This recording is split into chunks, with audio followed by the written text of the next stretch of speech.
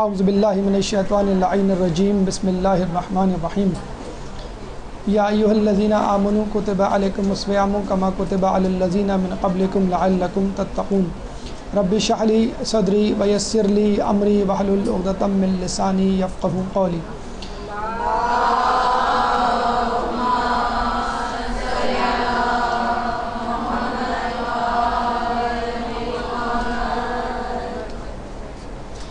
روزہ اور medical science کے حوالے سے آج ہمارے درس کا آغاز ہے، اور شاید اس سے پہلے بھی آپ اس کی بازگشت سن چکے ہوں۔ کچھ ترمیمات کے ساتھ آپ کے سامنے یہ گفتگو رکھی جائے گی۔ رمضان اپنی منزل کی طرف، اپنی عروج کی طرف رواں دواں ہے، اور ہمیں امید ہے کہ جس طرح آج چھٹا روزہ ہے، آپ لوگ بھی رمضان کے ساتھ ساتھ اپنے قدم ماہ رمضان کے قدم بقدم ملا کر چل رہے ہوں گے، اور تقوی کی اس منزل پر پہنچنے کی بھرپور کوشش کر رہے ہوں گے کہ جس کا وعدہ اللہ تعالیٰ نے سورہ بقرہ آیت نمبر 183 میں کیا ہے۔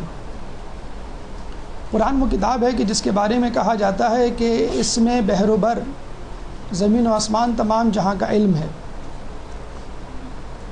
اس کائنات میں خالق کائنات کو چھوڑ کر جو سب سے اہم مخلوق ہے وہ خود انسان کی ہے۔ تو جہاں اللہ تعالیٰ نے اس قرآن مجید میں انسان کی صفات کا تذکرہ کیا ہے، وہاں انسان کے نقائص کا بھی تذکرہ ملتا ہے۔ جہاں بہت سارے نقائص کی نشاندہی اس کتاب میں کی گئی ہے، وہاں ایک اہم ترین نقص کی نشاندہی عجلت پسندی کے حوالے سے کی گئی ہے۔ وَكَانَ الْإِنسَانُ عَجُولًا، یعنی انسان عجلت پسند واقع ہوا ہے۔ اسی لیے آج کل کا انسان نقد پہ زیادہ اور ادھار پہ کم توجہ دیتا ہے۔ اگر اس کو کسی حکم، کسی مسئلے، کسی عبادت کی طرف بلایا جائے، رغبت دی جائے، تو یہ کہتا ہے کہ مجھے اس کے دنیاوی، جسمانی، سائنسی فوائد بتلاؤ۔ آخرت کا جہاں تک تعلق ہے تو وہ دیکھا جائے گا۔ چنانچہ درس دینے والے مبلغین، مدرسین، معلمین کو مجبوراً نماز کو یوگا سے، روزے کو ڈائٹنگ سے، اور تفکر کو میڈیٹیشن سے تشبیہ دینی پڑتی ہے، اور بات فوراً سمجھ میں آ جاتی ہے۔ لیکن یہ کچھ عجب نہیں اور نہ ہی ناجائز ہے کہ انسان اس حسی دور میں، آج کل کا بے حس انسان اس حسی دور میں رہتے ہوئے کچھ حسی ثبوت آپ سے طلب کرے، تو آپ کے لیے ضروری ہے کہ اس کو اس کی زبان میں سمجھائیں۔ چنانچہ لعلکم تتقون کی منزل شاید کچھ لوگوں کو سمجھ میں نہ آئے، چنانچہ اس کے لیے ہمیں سائنس کی لاٹھی کا سہارا لینا پڑتا ہے، اور اس کے بعد بھی بات ان کے سمجھ میں نہ آئے تو پھر خدا کی لاٹھی بے آواز ہے۔ ہماری گفتگو انشاءاللہ مندرجہ ذیل مراحل پر مشتمل ہوگی۔ سب سے پہلے چند مقدماتی گفتگو جو اس درس کو سمجھنے کے لیے ضروری ہے۔ اس کے بعد جسم اور غذا کا تعلق، کہ کس طرح غذا جسم پر اثر انداز ہوتی ہے۔ اس کے بعد ایک روسی ڈاکٹر، طبیب، سائنسدان کی تحقیق فاسٹنگ کے حوالے سے، امریکی اداروں کی تحقیق فاسٹنگ یا روزے کے حوالے سے، پانچواں مرحلہ اسلامی نظریات، قرآنی آیات و روایات اہل بیت معصومین کے حوالے سے، اور سب سے آخر میں کلام آخر۔ تو آئیے پہلے مرحلے یعنی مقدمے کی طرف چلتے ہیں۔ وہ چند نکات، وہ چند باتیں جو اس درس کو، اس مضمون کو، اس موضوع کو سمجھنے کے لیے شرائط میں شامل ہیں۔ یہ بات ہم پہلے درس میں کر چکے ہیں کہ روزہ ایک بحر بے کراں ہے، یہ آپ پر منحصر ہے کہ آپ اس سے کس طرح فائدہ اٹھاتے ہیں، اور یہ ہم بتلا چکے کہ روزہ ایک سہ رخی منصوبہ بندی کے تحت گزارا جائے تو ماہ رمضان سے انشاءاللہ وہ تمام فائدے کما حقہ حاصل ہوں گے جس کا خود طالب پروردگار ہے۔ لعلکم تتقون، پہلا ٹارگٹ سورہ بقرہ کی آیت نمبر 183 میں، اس کے بعد خود سازی کا حصول مولا علی کے فرمان کے مطابق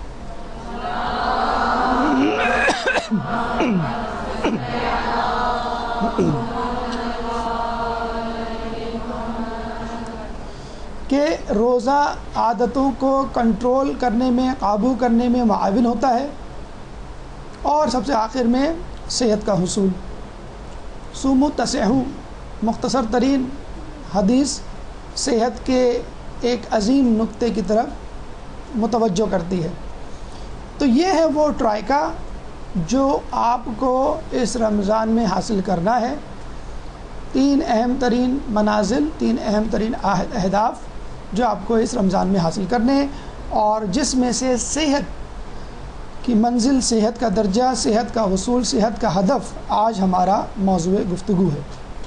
یقین کیجئے یہ روزہ نہیں بلکہ تریاق ہے، اینٹیڈوٹ ہے ان تمام زہروں کے لیے، ان تمام گناہوں کے لیے، ان تمام مکروہات کے لیے، ان تمام غلاظتوں کے لیے جو سال بھر 11 مہینے آپ نے اپنے جسم میں، روح میں جمع کی، بشرط یہ کہ آپ فاسٹنگ ٹپس کی سجیسشنز ذہن میں رکھیں، وہ تمام شرائط جو اسلام میں روایات اور آیات کی صورت میں بتلا دی گئی ہیں۔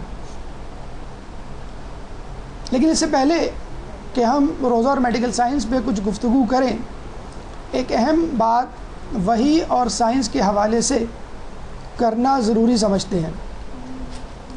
دیکھیے، روزہ ایک الہامی عبادت ہے، یعنی خدا کی طرف سے فرض کی گئی عبادت،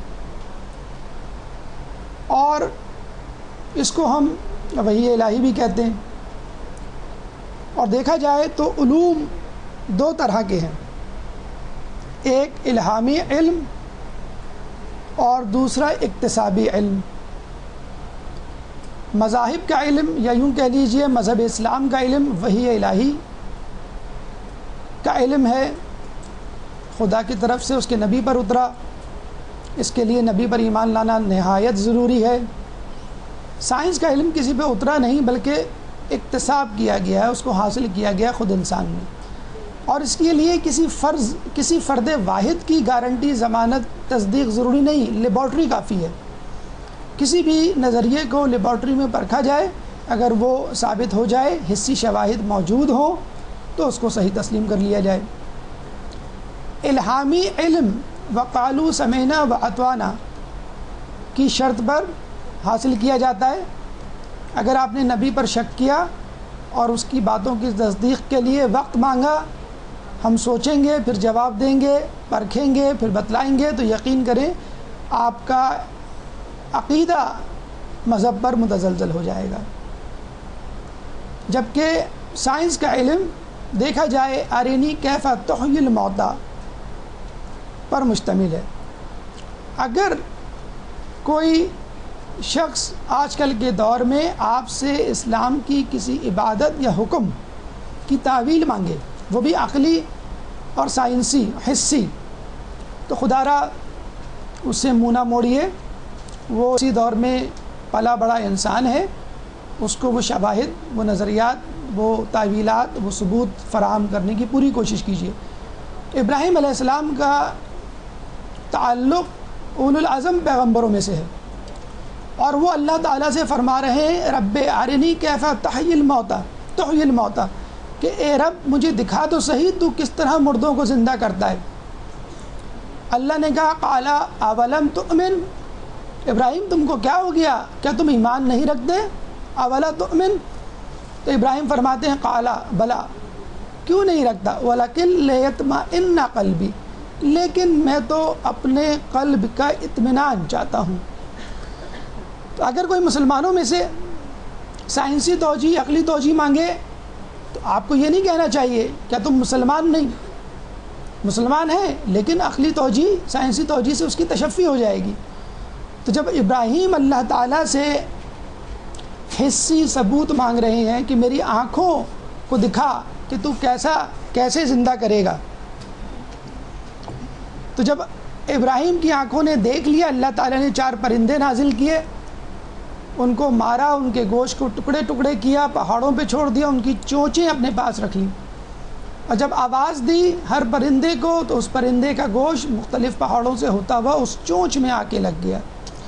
ابراہیم چاہتے تھے کہ اس کا بدن اور اس کی چونچ کسی دوسرے پرندے کا چونچ اور کسی دوسرے پرندے کا بدن ایک ساتھ جڑ جائیں، لیکن ایسا نہ ہو پاتا تھا۔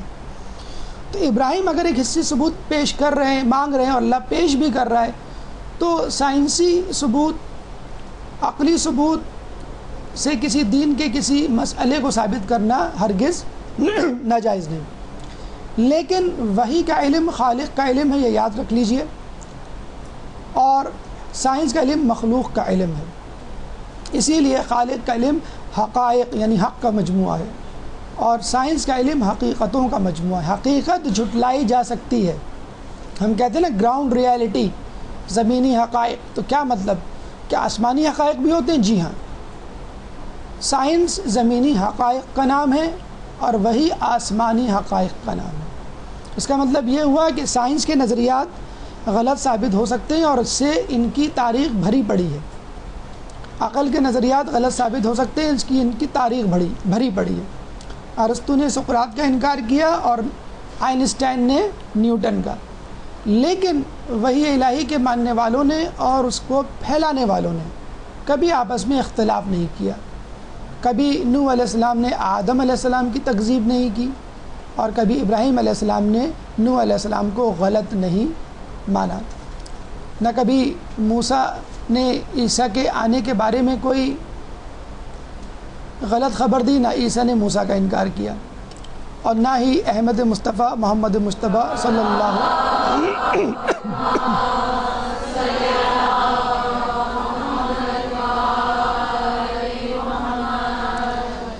نے اپنے سے پہلے گزرے ہوئے نبیوں کا انکار کیا۔ اس کا مطلب 2 اور 2 4 کی طرح یہ ہے کہ کیا وحی کا علم صحیح ہے، سائنس کا علم غلط ہے؟ نہیں، سائنس اپنی ارتقاء کی منازل سے گزر رہی ہے۔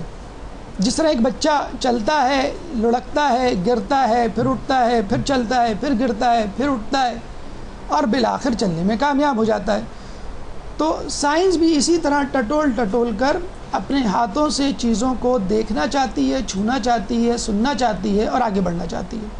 اگر ہمارا دعویٰ ہے سائنسدان پرخلوص نیت کے ساتھ اس علم کو حاصل کریں تو یقیناً وہ اسی نتیجے پہ پہنچیں گے جس نتیجے پہ ہمارے مجتہدین پہنچتے ہیں، وہ اسی مرکز پر پہنچیں گے جس مرکز پر خدا ان کو بلانا چاہتا ہے۔ اور اس کا بہترین ثبوت پچھلی صدی میں گزرنے والی 2 شخصیات ہیں۔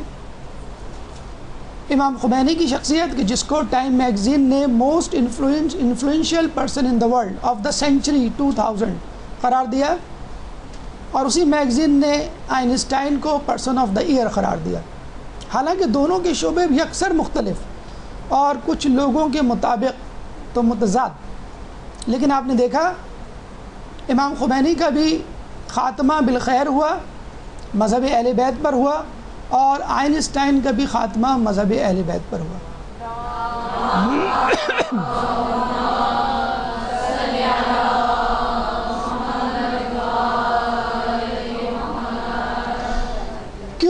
کیونکہ آئنسٹائن حق کی تلاش میں تھا اور حقیقت کی ڈوری پکڑ کر 40 خطوط جو اس نے آیت اللہ بروجردی کو لکھے کہ تبادلے میں بالآخر اس نے شیعہ مذہب اختیار کیا۔ تو انسان کالج میں پڑھے، یونیورسٹی میں پڑھے یا حوزہ علمیہ میں پڑھے، یاد رکھیے اگر آپ کی نیت میں خلوص ہے آپ وہیں کھڑے ہوں گے قیامت کے دن جہاں پہ انبیاء، اولیاء اور مجتہدین علماء دین کی قطار ہوگی۔ اب آئیے اس طرف کہ صحت کے حوالے سے اسلام ماہ رمضان کو، روزے کو کس طرح دیکھتا ہے۔ آج کل کے دور میں جو اہم ترین ضرورت انسان کی ہے، جو ہمیشہ سے رہی ہے، وہ ہے صحت، علاج، طبیب، ہسپتال۔ خصوصی طور پہ لوگ ایسے ہسپتال کو جاننا چاہتے ہیں، دیکھنا چاہتے ہیں، وہاں پہ علاج کروانا چاہتے ہیں کہ جہاں پہ ڈاکٹرز بھی اچھے ہوں اور تمام سہولتیں موجود ہوں۔ اللہ تعالیٰ نے یہاں پر نہ صرف تقوی کی بارش کی ہے، بلکہ صحت کے حوالے سے وہ تمام اصول اس ماہ رمضان میں جمع کر دیے ہیں کہ جو شاید ایک بہت بڑے ہاسپٹل میں بھی جمع نہ ہو۔ آئیے ایسے ہی ایک ہاسپٹل کا ہم تعارف کرواتے ہیں جس کا نام ہے رمضان ہیلتھ کلینک۔ یہ وہ کلینک ہے کہ جہاں پر سالانہ میڈیکل چیک اپ ہوتا ہے، کہ جس میں آپ کو معلوم چلتا ہے کہ آپ کس گناہ میں مبتلا ہیں، اور یہ بہت امپورٹنٹ ہے۔ بعض اوقات آدمی انسان اپنے آپ کو صحت مند سمجھتا ہے، لیکن روٹین میڈیکل چیک اپ کرانے کے بعد اس کو اندازہ ہوتا ہے کہ وہ تو بہت بڑی بیماری میں مبتلا ہے۔ اسی طرح رمضان ایک ایسا روٹین میڈیکل چیک اپ ہے کہ جس میں کچھ جرنل ٹیسٹ کر کے انسان کو اندازہ ہو جاتا ہے کہ میرے اندر کیا خرابی تھی جس کو میں نے اب تک نہیں پکڑا۔ ریہیبلیٹیشن سینٹر بھی ہے توبہ استغفار کی صورت میں۔ ریہیبلیٹیشن سینٹر وہ مرکز، وہ ڈپارٹمنٹ، وہ ہال ہوتا ہے کہ جہاں مریض مرض سے چھٹکارا پانے کے بعد چند دن اسٹے کرتے ہیں تاکہ ان کی صحت اس قابل ہو سکے کہ وہ روٹین لائف کو جوائن کر لیں۔ ایکسرسائزز، ڈائٹری ایڈوائس اور روٹین اس ریہیبلیٹیشن سینٹر میں ایڈجسٹ کیا جاتا ہے۔ کچھ لوگ گناہ میں مبتلا نہیں ہیں لیکن گناہوں کے خوف میں مبتلا ہوتے ہیں کہ آئندہ کبھی کوئی گناہ ان کو نہ لگ جائے۔ ایسے لوگوں کے لیے ویکسینیشن سینٹر یہاں موجود ہے، اور یہ ویکسین نہ صرف بچوں کو لگائی جاتی ہے بلکہ خود بڑے بھی لگاتے ہیں۔ ہیپیٹائٹس کی ویکسین ہے، ٹائیفائڈ کی ویکسین ہے، فلو کی ویکسین ہے، میننجائٹس کی ویکسین ہے۔ تو اس رمضان میں آپ ویکسین بھی لگا سکتے ہیں تاکہ رمضان کے بعد جو اور زیادہ اہم مشکل مرحلہ ہے 11 مہینے تک، یعنی اگلے رمضان تک کم از کم آپ گناہوں سے بچے رہیں۔ سب سے اہم اور یونیک ڈپارٹمنٹ کارڈیک مانیٹرنگ کا ہے کہ جس میں حسد، کینہ، ریاکاری جیسے چھپے ہوئے وائرسز جو عموماً الیکٹران مائکروسکوپ سے بھی نظر نہیں آتے، وہ آپ کو اس میں نظر آ جاتے ہیں۔ اسی چینجز آپ کو بتلا دیں گی کہ آپ کا دل کس کے حسد میں مبتلا ہے اور کس شخصیت کا کینہ آپ کے دل میں پروان چڑھ رہا ہے اور کیوں کر ریاکاری آپ کے نیک اعمال میں شامل ہے۔ وہ لوگ جو بیچارے شرم کے مارے اپنی بیماریاں بتا بھی نہیں سکتے، یعنی نفسیاتی مریض، حقیقت میں وہ نفسانی مریض ہیں۔ شک، فوبیا، ڈپریشن، لوگوں سے ترک تعلق، قطع رحمی جیسے سائیکیٹرک ڈس آرڈرز آپ اس کلینک میں معالجے کے لیے لا سکتے ہیں ایسے کیسز۔ بیوٹی کانشیس اسپیشلی خواتین اس ماہ رمضان میں فیس لفٹنگ، جھائیاں، سیاہی اور شیطانی حلقے جو آنکھوں نہیں اپنے نفس کی گرد پڑے ہوئے ہوتے ہیں ان سے چھٹکارا پا سکتی ہیں، اور تمام افراد نماز شب پڑھ کر، سحر میں استغفار کر کے اور دن بھر روزہ رکھ کر اپنے چہرے کو، اپنے جسم کو نورانی اور ہلکا پھلکا بنا سکتے ہیں۔ سب سے اہم بات یہ ہے کہ یہ ایک ڈے اینڈ کیئر سینٹر ہے، day and night, 24 hours a day, 7 days a week.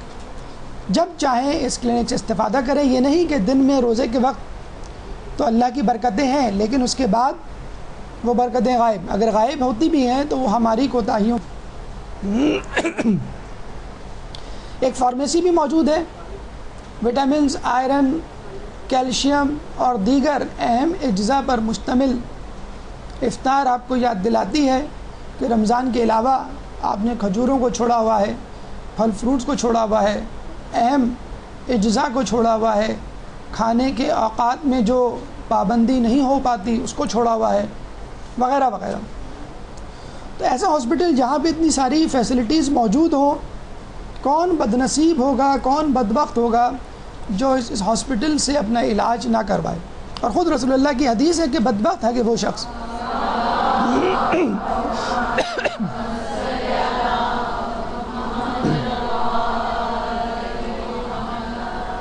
بدبخت کہا گیا ہے اس شخص کو کہ جو اس مہینے کو پائے اور اپنی مغفرت نہ کروائے۔ اسپیشلی ان لوگوں کے لیے یہ کلینک ہے، ہاسپٹل ہے، علاج و معالجے کا سینٹر ہے کہ جو کہتے ہیں ہے زندگی کا مقصد معدے کے کام آنا۔ جی ہاں، کچھ لوگ جینے کے لیے کھاتے ہیں اور کچھ لوگ کھانے کے لیے جیتے ہیں، جو رمضان اور روزہ رکھنے کے باوجود اپنی نگاہیں افطار کے مینیو پر مرتکز رکھتے ہیں۔ انسان کھانے پینے میں اتنا زیادہ آگے بڑھ گیا ہے کہ جانوروں کی صف بندی میں شامل ہو چکا ہے، اور کچھ بعید نہیں، کچھ عرصے بعد ہمارے ساتھ جانور بیٹھ کے کھائیں بلکہ کھڑے ہو کے کھائیں۔ انسان نے بھی آج کل بوفے میں کھڑے ہو کے کھانا شروع کر دیا ہے، اور دسترخوان پہ رکھا ہوا مرغ مسلم اندر ہی اندر کڑ رہا ہو اور کہہ رہا ہو کہ آئی ہیٹ یو۔ تو ان لوگوں کے لیے خاص طور پہ یہ صحت کلینک ہے، جن کو انگلش میں ٹیسٹ کانشیس اور اردو میں P2 کہا جاتا ہے۔ یہ وہ لوگ ہیں جو خود تو پیٹ بھر کر اپنی حیثیت سے زیادہ کھا لیتے ہیں اور دوسروں کو بھوک سے مرنے کے لیے چھوڑ دیتے ہیں۔ جی ہاں، یہ ہے طاقت کا، بھوک کا، غذا کا غیر توازن۔ لیکن وقت آخر ان کو بھی کھانا نصیب نہیں ہوتا، اور کسی کیپسول سے ان کی خودکشی ہوتی ہے۔ غریب شہر فاقوں سے مر گیا آخر، امیر شہر نے ہیرے سے خودکشی کر لی۔ ہیرے کی جگہ یہاں پہ آپ کیپسول لکھ سکتے ہیں۔ اب آئیے ہماری گفتگو کے دوسرے مرحلے کی طرف کہ جس میں ہم جسم اور غذا کے تعلق پر روشنی ڈالیں گے انشاءاللہ، اور پھر اپنی گفتگو آگے بڑھائیں گے۔ ایک درود پڑھ دیجئے محمد والے محمد۔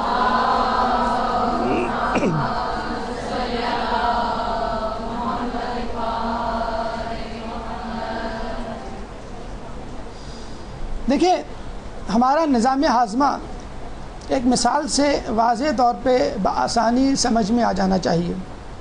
جس طرح آپ باہر سے بازار سے سودا لے کر آتے ہیں کچن میں، اس میں سے جو چیزیں آپ کو پکانی ہوتی ہیں فار دا ٹائم بینگ آپ اس کو پکا لیتے ہیں اور پکا کر دسترخوان پہ رکھ دیتے ہیں، اور جو چیزیں بچ جاتی ہیں اس کو شام کے لیے، کل کے لیے، اگلے ہفتے کے لیے فریج میں، اسٹور ہاؤس میں رکھ دیتے ہیں۔ اگر فرض کر لیجئے آپ بازار سے زائد سودا لے آئیں، یعنی فریج میں، اسٹور ہاؤس میں چیزیں ابھی بھی رکھی ہوئی ہیں اور آپ زیادہ لے آئیں، تو پھر ہوگا کیا کہ آپ کا لایا گیا سودا دسترخوان کی زینت بنے گا، اور فریج میں یا اسٹور ہاؤس میں رکھی ہوئی چیز ویسی کی ویسی رہے گی، اور ایک وقت آئے گا کہ وہ چیز سڑ جائے گی، گل جائے گی، اور اب اس کو کھانے والا بیمار پڑ جائے گا۔ بالکل اسی طرح ہم جو غذا کھاتے ہیں وہ معدے میں جاتی ہے، اور معدہ اس کو جسم کے ٹشو میں سپلائی کرتا ہے۔ اب جو غذا بچ جاتی ہے جس کی آپ کو فی الوقت ضرورت نہیں ہوتی، وہ جگر میں چلی جاتی ہے تاکہ آئندہ کھانے، آئندہ گھنٹوں، آئندہ دن کے لیے کام آئے۔ اگر فرض کر لیجئے جگر میں رکھی ہوئی غذا موجود ہو اور آپ دوبارہ کھا لیں، ہمارا تو یہ حال ہے، معدے میں یہ غذا رکھی ہوتی ہے اور پھر دوبارہ کھا لیتے ہیں، جگر تو بہت دور کی بات ہے۔ افطار کی کھانا کھاؤ گے؟ جی ہاں بالکل، دن میں تو نوبت نہیں ملے گی، تو جتنا کھا سکتے ہیں ہم کھا لیں۔ تو معدے میں غذا آنے کے بعد جسم کا حصہ بنتی ہے، اور کچھ غذا اسٹور ہو جاتی ہے جگر میں۔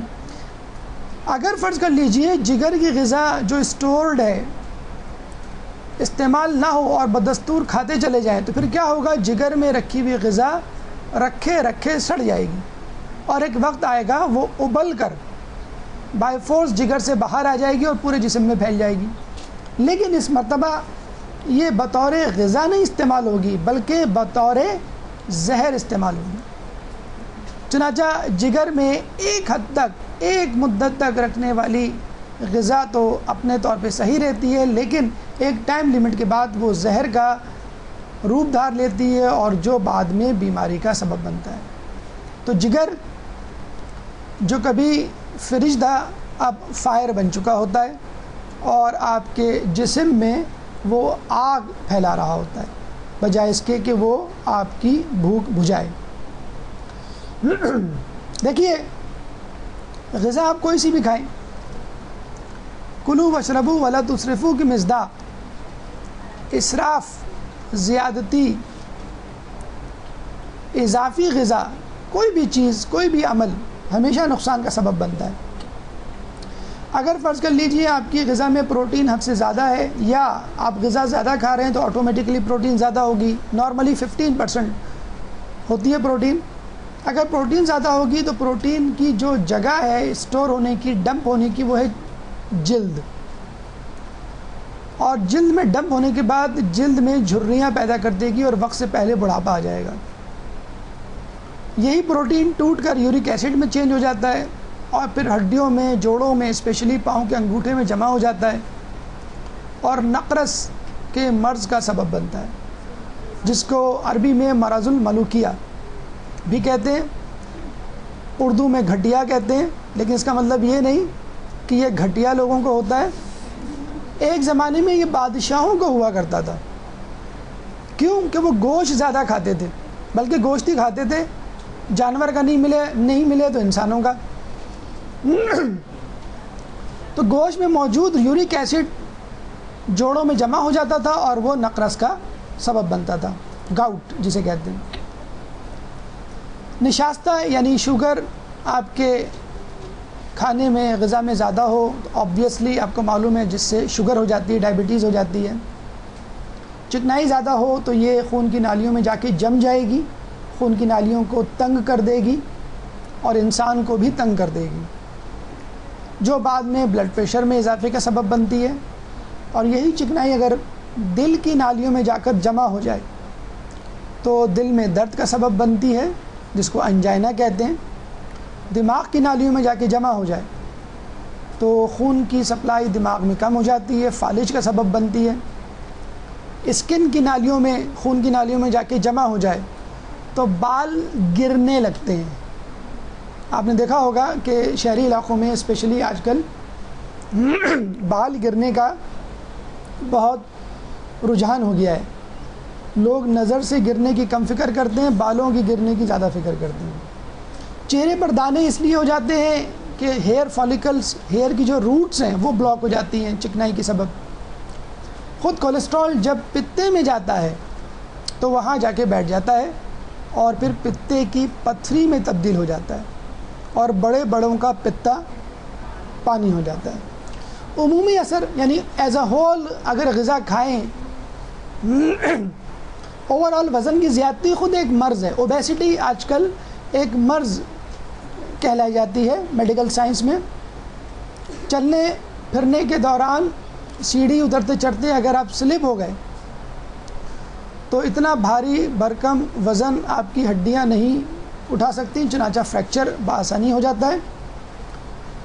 خود اسٹیمنا ایسے لوگوں کا کم ہوتا ہے جو بہت زیادہ کھاتے ہیں، اور آخر میں ان تمام بیماریوں کے سبب بہت سارے کھانوں سے محروم رہ جاتے ہیں اور یہ احساس محرومی کا سبب بنتا ہے۔ تو یہ گاؤٹ ہے جو زیادہ گوشت کھانے سے، پروٹین کھانے سے ہوتا ہے۔ ذیابیطس نشاستے کی زیادتی کی وجہ سے ہوتا ہے۔ پتے کی پتھری چکنائی کی زیادتی کی وجہ سے ہوتی ہے۔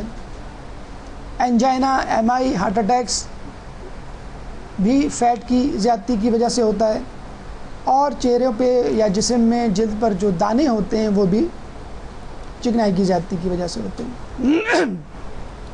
جسم اور غذا کے اس تعلق کو سمجھنے کے بعد آئیے دیکھتے ہیں کہ ایک رشین ڈاکٹر نے فاسٹنگ، بھوکا رہنے یا ہمارے زبان میں روزے کے حوالے سے کیا تحقیق کی اور غذا میں کمی کے اثرات کو کس طرح ریکارڈ کیا اور کس طرح اس کو لوگوں تک پہنچایا اور اس سے آگہی لوگوں میں پھیلائی۔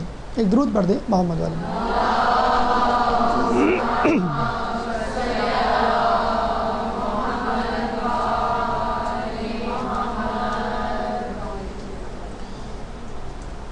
روسی ڈاکٹر کا نام الیکسی سوفورین تھا اور یہ 63 سالہ 63 ایئرز اولڈ ایک رشین ڈاکٹر تھا کہ جس نے مسلسل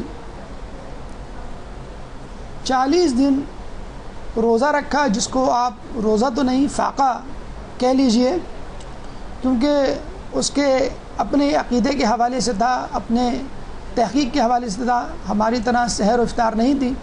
ان 40 دنوں میں اس نے فقط پانی، چائے، لیموں کا رس، اس کے علاوہ کوئی غذا نہیں استعمال کی، اور اس دوران جو جو اثرات اس کے جسم پر مرتب ہوتے رہے ان اثرات کو وہ ترتیب وار تحریر کرتا گیا تاکہ دوسروں کی رہنمائی کر سکے، اور اس کا ثمر پھل کیا ملا؟ گویا ایک حیات نو، تجدید حیات، ایک نئی زندگی اس کے ہاتھ آ گئی، اور اس کے بعد وہ خود اپنے اندر ہونے والی تبدیلیوں سے اتنا متاثر ہوا کہ اس نے روزے یا فاسٹنگ کے حوالے سے کتاب لکھ ڈالی۔ یہ کتاب شروع میں رشین زبان میں تھی، لیکن اس کی مقبولیت اتنی بڑھی کہ عربوں نے اس کو عربی زبان میں ڈھالا، لیکن اس کے باوجود اس کی شہرت میں کوئی کمی نہیں ہوئی، اور مزید آگہی بڑھتے بڑھتے جب ایران پہنچی تو ایران کے لوگوں نے اس کی فارسی میں کتاب چھاپ ڈالی۔ پرشین زبان میں اس کتاب کو ڈھالنے کا سہرا محمد جعفر امامی کے سر ہے، اور اس کا دیباچہ ناصر مکارم شیرازی نے لکھا۔ انہوں نے اس کے مقدمے میں اس کتاب کو 1 یا 2 مرتبہ نہیں بلکہ 3 مرتبہ پڑھنے کی درخواست کی، اور اس کتاب سے حاصل ہونے والے میسج یعنی کم خوری، گرسنگی پہ توجہ دلائی، اور یہ کتاب شہرت کے پاؤں پر چلتے چلتے پاکستان پہنچی تو اس کا اردو ترجمہ ذوالفقار علی زیدی نے کیا عباس ٹاؤن کے، اور دیباچہ حکیم محمد سعید نے کیا جو اب اس دنیا سے رخصت ہو چکے ہیں، لیکن ساری زندگی وہ حکمت کی سب سے اہم حکمت یعنی کم خوری پر درس اور نصیحتیں اور مشورے دیتے رہے۔ آپ کو یہ کتاب ملے تو آپ ضرور پڑھیے گا، جس طرح اس میں معجزاتی انکشافات ہیں ان کو پڑھ کر اپنے روزے کا قبلہ درست کیجئے گا کہ ایک نان مسلم اگر فقط فاقہ کر کے اپنی نئی زندگی پا سکتا ہے تو کیا خداوند متعال ہمیں آخرت کے ساتھ اس دنیا میں ایک نئی زندگی نہیں عطا کر سکتا؟ کیا ہمیں ہماری بیماریوں سے چھٹکارا نہیں دلا سکتا؟ کیا وہ خدا جو لعلکم تتقون کی منزل کا متلاشی اور مطلوب ہے چاہتا ہے کہ مومن تقوی کی منزل تک پہنچ جائے، تو کیا وہ خدا نہیں چاہتا کہ ایک مومن صحت مند رہے؟ الیکسی سوفورین نے یہ نتائج، یہ تبدیلیاں جب دیکھی تو باقاعدہ تحقیق کی ٹھانی، اور اس نے کہا کہ میرے جسم میں حیرت انگیز تبدیلیاں واقع ہوئیں۔ پہلے میں وہ لیکچرز بھی دیا کرتا تھا، کہتا تھا کہ میں فقط 1 گھنٹے سے زیادہ لیکچر نہیں دے پاتا تھا، اور اس 40 دن کے فاقے کے بعد میں 2 گھنٹے بغیر کسی تھکاوٹ کے بول سکتا ہوں۔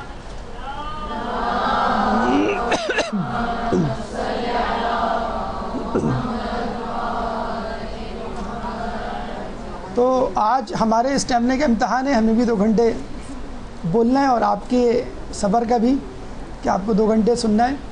چہرے کی جھریاں اس نے کہا کہ میرے چہرے پہ جو تھیں وہ غائب ہو گئیں۔ بڑھاپے میں جو راشا ہو جاتا ہے، کپکپاہٹ ہو جاتی ہے ہاتھوں میں پیروں میں، وہ ختم ہو گئی۔ حلق میں اس کی سوزش تھی، فرنجائٹس تھا، اس سے اس کو چھٹکارا مل گیا۔ بال جو اس کی گر رہے تھے وہ گرنا بند ہو گئے۔ حالانکہ ہونا تو یہ چاہیے کہ انسان روزے میں، فاسٹنگ میں، فاقے میں کمزوری کا شکار ہو، لیکن اس کا اسٹیمنا بھر جاتا ہے۔ اچھا، یہ آپ کو یہ جان کر حیرت ہوگی کہ نہ صرف عرب، نہ صرف اسلام، بلکہ خود اسلام سے پہلے یونانیوں میں اور دیگر قوموں میں یہ ایک اصول تھا کہ جنگجو سپاہی کبھی پیٹ بھر کر جنگ لڑنے نہیں جاتا تھا، ہمیشہ بھوک کی حالت میں جاتا تھا. اور آج کل کا اسپورٹس رول بھی یہی کہتا ہے کہ کھلاڑی خالی پیٹ میدان میں اترے. ایکسرسائز کرنے والے بھی یہی گر بتلاتے ہیں کہ یا تو ایکسرسائز شام کے وقت کرو یا صبح کے وقت جب پیٹ خالی ہوتا ہے. تو یقین کیجئے جب آپ کا پیٹ خالی ہوتا ہے تو آپ کے عضلات تندرست، توانا، متحرک ہوتے ہیں، کیونکہ پیٹ بھرنے کے بعد تو آپ کا بلڈ فلو معدے کی طرف ہو جاتا ہے. آپ نے دیکھا ہوگا کہ وہی قدم جو افطاری سے پہلے 2-2 گھنٹے تک کھڑے ہو کے کچن میں پکوڑے پکاتے ہیں، انہی قدموں میں لغزش آ جاتی ہے، اور افطار کے بعد 2 منٹ نہیں کچن میں بیٹھنا یا کھڑا ہونا گوارا ہوتا ہے. مرد حضرات جو 8-8 گھنٹے 10-10 گھنٹے کی ڈیوٹی کر کے آتے ہیں، وہ افطار کے بعد اپنے بستر سے کروٹ لینے کے لیے بھی سوچتے ہیں. تو کیا فرق ہے پیٹ بھرے کا اور بھوکے کا؟ اس کی مثال بالکل ایسی ہے کہ ایک شخص کے ہاتھ میں ایک کنکر دے دیا جائے اور کہا کہ تم پہاڑی پہ چڑھو، اور دوسرے شخص کے ہاتھ میں اتنا بڑا پتھر دیا جائے جو اس کے وزن سے بھی زیادہ ہو، اور تم پہاڑی پہ چڑھو. تو کون سا شخص پہاڑی پہ چڑھنے کے زیادہ، جسے کہتے ہیں کہ متلاشی ہوگا، اس کے لیے آسان ہوگا؟ جس کے پاس کم وزن ہوگا.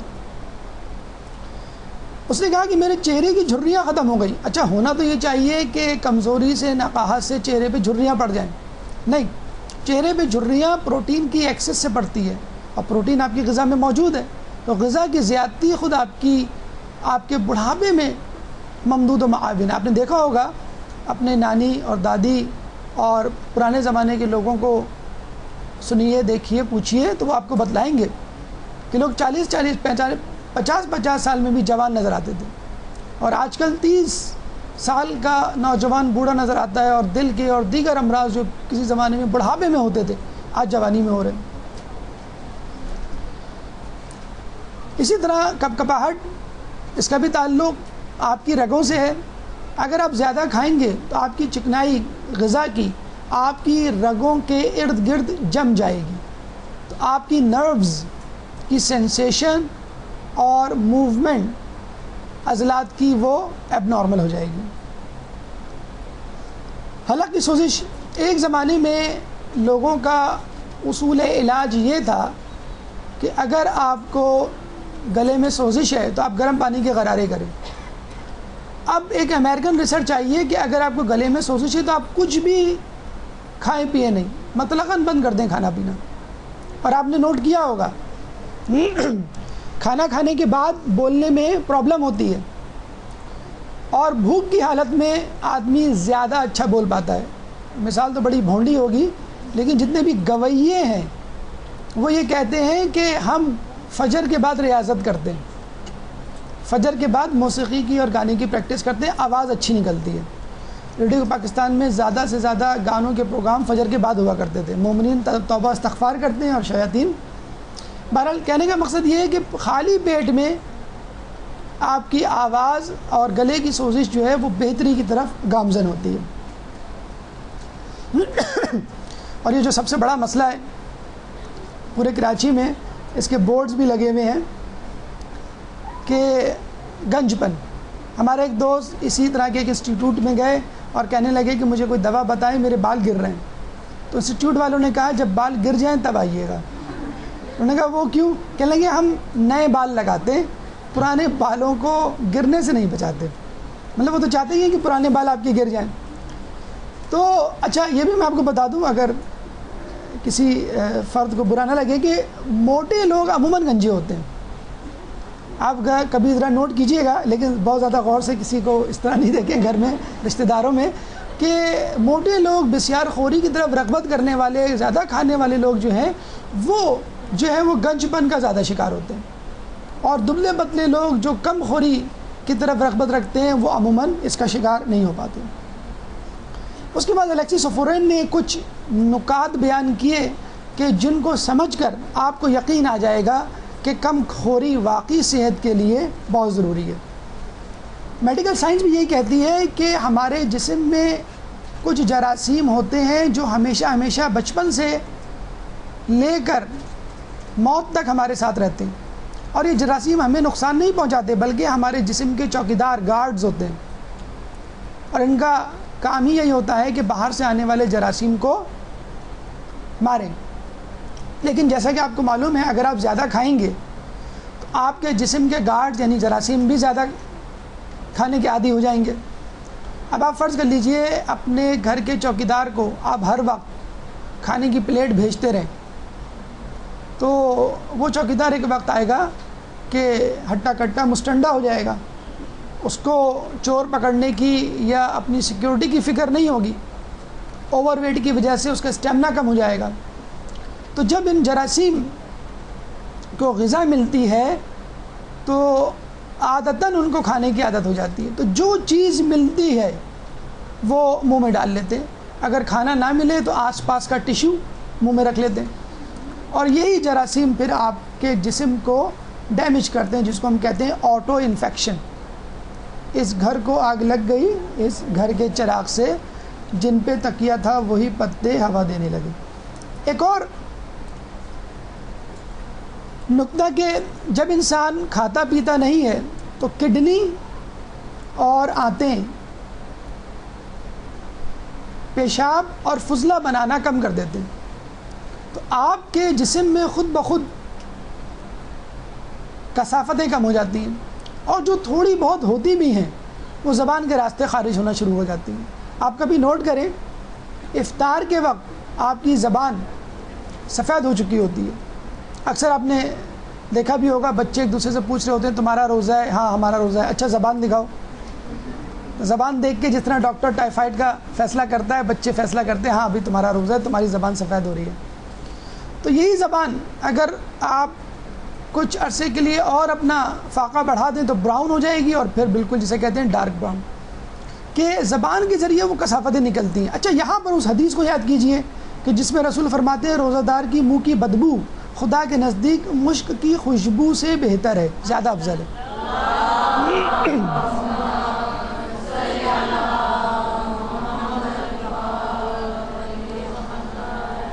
تو یہ روزہ دار کو حوصلہ دلانا ہے، روزہ دار کے آس پاس جو لوگ رہ رہے ہیں ان کو بھی توجہ دلانی ہے کہ اگر اس کے پاس سے اس کے منہ سے بدبو آئے تو سمجھ لو کہ یہ بدبو تمہارے لیے تو کراہیت کا سبب ہوگی، لیکن اللہ کے لیے مجھ سے بھی افضل ہے۔ تو زیادہ کھا کر نہ صرف آپ اپنے جسم کو بگاڑتے ہیں بلکہ اپنے جسم میں موجود جو گارڈز ہیں ان کو چور میں تبدیل کر دیتے ہیں۔ اکثر آپ نے سنا ہوگا کہ بینک ڈکیتیوں میں یا محلوں میں ڈکیتیوں میں پتہ چلتا ہے کہ 20-30 ڈکیتیوں میں خود وہاں کے گارڈز ملوث ہوتے ہیں۔ مزید انکشافات اس نے یہ کیے کہ جو لوگ کم کھاتے ہیں اور خود اپنے اوپر ان کو ذہنی دباؤ کم ہوتا ہے۔ آپ نے نوٹ کر لیا ہوگا سوائے چند روزوں کے چند ابتدائی روزوں کے، کچھ لوگوں کے لیے تو 20-25واں روزہ بھی ابتدائی روزہ ہوتا ہے، تو لیکن جو لوگ واقعی ان شرائط کے ساتھ روزہ رکھ رہے ہیں جو شرائط روایات آیات میں دی گئی ہیں، آپ نے نوٹ کیا ہوگا کہ آپ کے اندر ایک تحمل مزاجی پیدا ہو گئی ہوگی۔ یعنی اگر آپ کے شوہر جو ہے وہ آپ کو امی کے گھر نہیں لے کے جا رہے، آپ غصے میں نہیں آتے، آپ نے اپنے شوہر کے کپڑوں پہ استری نہیں کی تو شوہر غصے میں نہیں آتا۔ تو یہ ایک تحمل مزاجی کی کیفیت جو ہے وہ پورے گھر میں آپ دیکھتے ہوں گے کہ پیدا ہو جاتی ہے، کہ بہت ساری ذمہ داریاں جو آپ کے ذمے ہیں، شوہر کے ذمے ہیں، بچوں کے ذمے ہیں، لوگ ادا نہیں کر رہے ہوتے ہیں آپ کے حقوق، لیکن آپ معاف کر رہے ہوتے ہیں۔ تو یہ ایک تحمل مزاجی، ایک اسٹریس والی جو کیفیت ہے وہ بھوک دور کرتا ہے، اور یہ ایک عجیب تحقیق ہے جو خود افریقہ میں رہنے والے ان افراد پر کی گئی جو بھوک کی وجہ سے مر گئے، ہلاک ہو گئے۔ سائنسدانوں نے ریسرچ کی تو پتہ چلا کہ ہلاک ہونے والوں کے جسم میں جو آخری عضو تھا وہ ذہن تھا، یعنی ان کا دل پہلے مر گیا، جگر پہلے مر گیا، پھیپھڑا پہلے مر گیا، کڈنی پہلے مر گیا، ذہن نے آخر وقت تک کام کیا اور سب سے آخر میں ذہن جو ہے وہ غیر فعال ہوا۔ اب یہاں پر اس حدیث کو یاد کیجئے کہ خدا نے علم بھوک میں چھپا رکھا ہے اور لوگ اسے شکم سیری میں تلاش کرتے ہیں۔ اس کا مطلب یہ ہوا کہ انسان بھوک کی حالت میں فہم و فراست کا مالک ہوتا ہے، اور آپ کو معلوم ہوگا کہ ہمیں جس چیز کی سب سے زیادہ ضرورت ہے وہ ہے عقل۔ شہوت اور غضب ہی کو تو دبانے کا، کنٹرول کرنے کا نام ہے روزہ، اور آپ کو ہم پہلے بتا چکے ہیں آپ کا نفس 4 اجزاء پر مشتمل ہے: وہم، شہوت، غضب اور عقل۔ کھانا کم کھا کر آپ اپنی شہوت، غضب اور وہم کو کنٹرول کر رہے ہیں، اور ایٹ دا سیم ٹائم آپ کی عقل میں اضافہ ہو رہا ہے۔ تو اس کا مطلب یہ ہوا کہ آپ کے جسم، آپ کے نفس، آپ کی زندگی کا فیصلہ عقل کر رہی ہے، عقل ڈرائیونگ سیٹ پر ہے۔ تو بھوکا رہنا عقل کی حوصلہ افزائی کے مترادف ہے، روزہ رکھنا حکمت میں اضافے کا سبب بنتا ہے۔ اس بات سے نہیں ڈریے کہ روزہ رکھ کے شاید میری زندگی کو خطرہ ہے، اگر خطرہ ہوا بھی تو آپ کی عقل آخر وقت تک کام کرتی رہے گی۔ اب آئیے امریکی تحقیق کی طرف کہ جو چند اداروں نے کی اور روزے یا فاسٹنگ یا فاقے کے حوالے سے اپنی گزارشات لوگوں کے سامنے پیش کی۔ ایک درود پڑھ دیجئے محمد والے محمد۔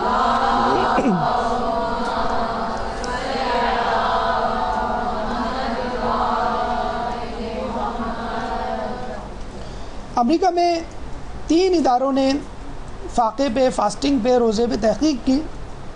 پہلا ادارہ یونیورسٹی آف کیلیفورنیا، دوسرا ادارہ نیشنل اکیڈمی آف سائنس، اور تیسرا ادارہ نیشنل انسٹیٹیوٹ آف ایجنگ یعنی عمر زیادہ ہونے کا ادارہ۔ ان تینوں اداروں نے فاسٹنگ پہ تحقیق کی اور یہ مزید انکشافات کیے کہ روزہ رکھنا، فاسٹنگ کرنا، فاقہ کرنا، کم خوری، گرسنگی انسان کے لیے صحت کی نوید ہے، ایک خوشخبری ہے ان لوگوں کے لیے جو بیمار رہتے ہیں۔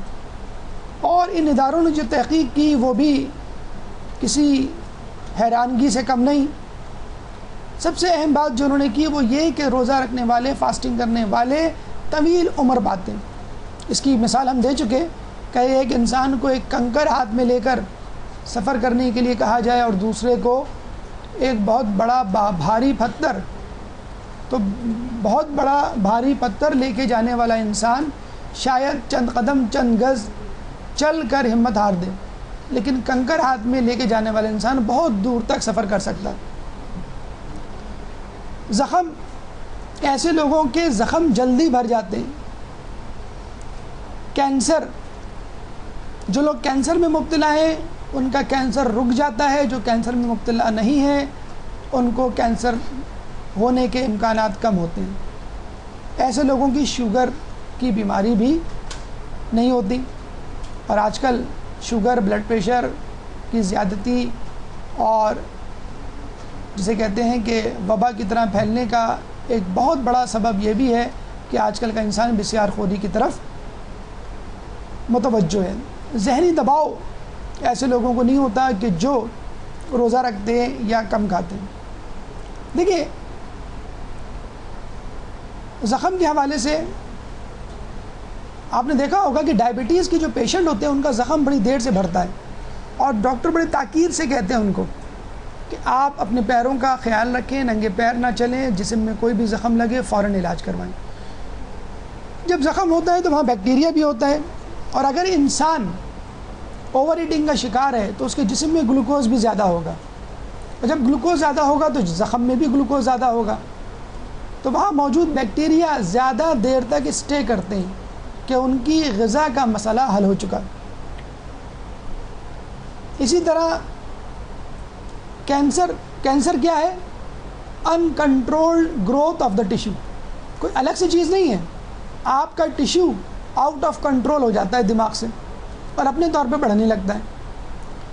جسم کا ہر آرگن بڑھتا ہے، ریپیئر ہوتا ہے، ری جنریٹ ہوتا ہے، دوبارہ پیدا ہوتا ہے، سوائے دل، دماغ اور عضلات کے۔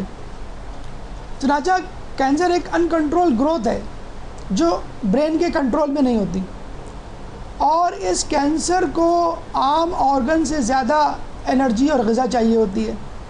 اب آپ جتنی غذا کھاتے ہیں 80% غذا کینسر بھتے کے طور پہ لے لیتا ہے اور وہ بڑھتا رہتا ہے۔ اب اگر آپ غذا کھانا کم کر دیں گے تو کینسر کی غذا بھی کم ہو جائے گی اور اس کی گروتھ کم ہو جائے گی۔ تو یہ کینسر جیسی بیماری کے لیے آپ دیکھ لیجئے کہ روزہ یا فاسٹنگ یا فاقہ کتنا اہم ہے۔ اب آئیے ڈاکٹر ایوز کی طرف، جو امریکہ کے ایک سائنسدان ہیں، اور انہوں نے ایک عجیب دعویٰ کیا، اعتدال پسندی کا نظریہ پیش کیا، اور یہ کہا کہ متبادل دن کے روزے انسان کی بہترین صحت کے ضامن ہوتے ہیں۔ یعنی مسلسل روزے رکھنا اتنا زیادہ فائدہ مند نہیں ہے جتنا وقفے سے روزے رکھنا فائدہ مند ہے۔ اس موقع پہ حدیث رسول کو یاد کیجئے، اے اللہ تو مجھے ایک دن کھانا دے تاکہ میں تیرا شکر ادا کر سکوں، اور ایک دن بھوکا رکھ تاکہ میں اس دن صبر کر سکوں۔ آلٹرنیٹ اپروچ ٹو لائف، کہ راحت بھی اور مصیبت بھی، نہ فقط راحت نہ فقط مصیبت، روزہ بھی اور کھانا پینا بھی۔ 3 افراد آئے تھے رسول کے پاس، جس میں سے ایک نے یہی کہا تھا کہ میں عمر بھر روزہ رکھوں گا، تو رسول اللہ بہت زیادہ ناراض ہوئے، کیا تم دیکھتے نہیں کہ میں روزہ رکھتا بھی ہوں، نہیں بھی رکھتا؟ اوائل دنوں میں رسول اللہ روزہ رکھتے تھے تو اصحاب پوچھتے تھے کہ آپ کھاتے نہیں؟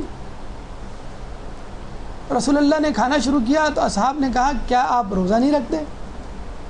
پھر رسول اللہ نے کبھی کھانا اور کبھی روزہ رکھنا شروع کیا۔ یہی اعتدال پسندی رسول اللہ اپنی امتیوں سے مانگتے ہیں، اور یہی آلٹرنیٹ ڈے ڈائٹ یا alternate day therapy, alternate day fasting ہے جو ڈاکٹر ایوز نے اپنے ریسرچ پیپر میں پیش کی۔ اس کا ثبوت اسلام کے حوالے سے کیا ہے؟ آئیے اس کو کیلکولیٹ کرتے ہیں۔ آپ میں سے جن لوگوں کے پاس کیلکولیٹر ہیں وہ استعمال کر سکتے ہیں، ورنہ باقی لوگ اپنا دماغ استعمال کریں۔ رمضان کے واجب روزے 30 دن، شعبان کے مستحب روزے 30 دن، رجب کے مستحب روزے 30 دن، یہ ٹوٹل 90 روزے ہو گئے۔ ہر مہینے کی پہلی اور آخری جمعرات اور 10 کے بعد پہلا بدھ، ہر مہینے کے 3 روزے ہو گئے۔ 12 مہینوں سے ملٹیپلائی کریں، 12 تیا 36، 36۔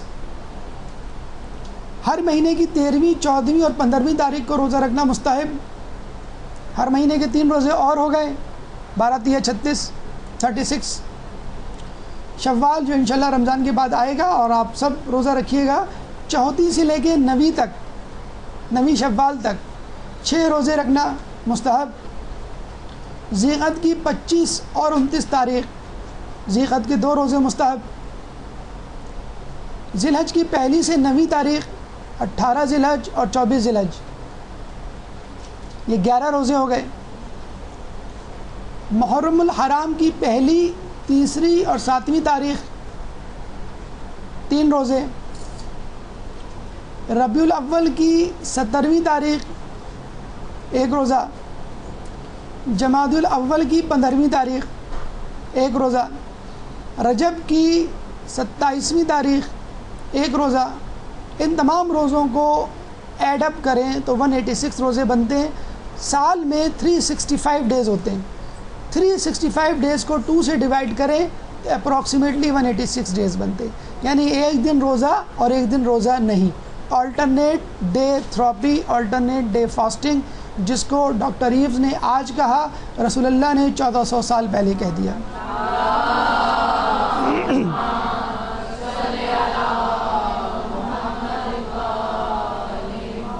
توضیح المسائل صفحہ نمبر 260 260 پہ یہ تفصیل آپ دیکھ سکتے ہیں۔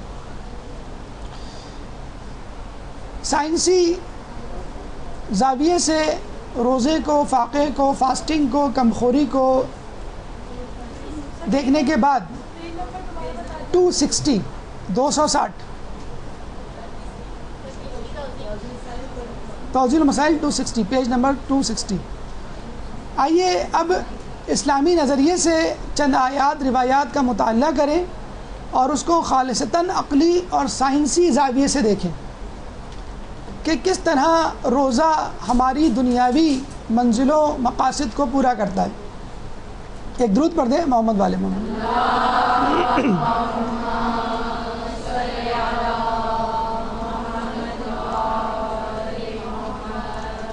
دیکھیں یہ آیت آپ نے اس رمضان میں اور اس سے پہلے کے رمضان میں بہت سنی ہوگی. یا ایھا الذین آمنوا کتب علیکم الصیام کما کتب علی الذین من قبلکم لعلکم تتقون، کہ اے ایمان والو تم پر روزے فرض کیے گئے ہیں جس طرح تم سے پہلے لوگوں پر فرض کیے گئے تھے تاکہ تم متقی بن جاؤ. سورہ بقرہ آیت نمبر 183. لیکن بہرحال آج کل کے حسی اور سائنسی دور میں رہنے والے فرد کے ذہن میں یہ سوال تو بہرحال آ کے رہتا ہے کہ روزہ یا بھوکا رہنا، کم کھنا تقوی میں اضافے کا کیا سبب کیا بنتا ہے، اور اس کی عقلی توجیہ کیا ہے، سائنسی ثبوت کیا ہے. آئیے اس کو پہلے عقلی زاویے سے دیکھتے ہیں اور پھر سائنسی حوالے سے ثابت کرتے ہیں کہ روزہ رکھنا یا کم کھانا انسان کو کس طرح اللہ سے قریب کرتا ہے. عقلی توجیہ دیکھیے، ایک گھر، خواتین ہونے کے ناطے آپ لوگ اس بات کو بہت اچھی طرح سمجھ سکتے ہیں کہ ایک گھر جو گندا ہو، خراب ہو، کوڑا کرکٹ سے لبریز ہو، اس گھر میں رہنا تو درکنار، چند منٹ گزارنا مشکل ہے. بدبو، تعفن، گھٹن، حبس، یہ آپ کو چند منٹ بھی وہاں نہیں رہنے دیتے. چنانچہ جس طرح مکین کا اچھا ہونا، نیک ہونا، بہتر ہونا ضروری ہے، اسی طرح اس کی رہائش کا بھی اچھا ہونا ضروری ہے.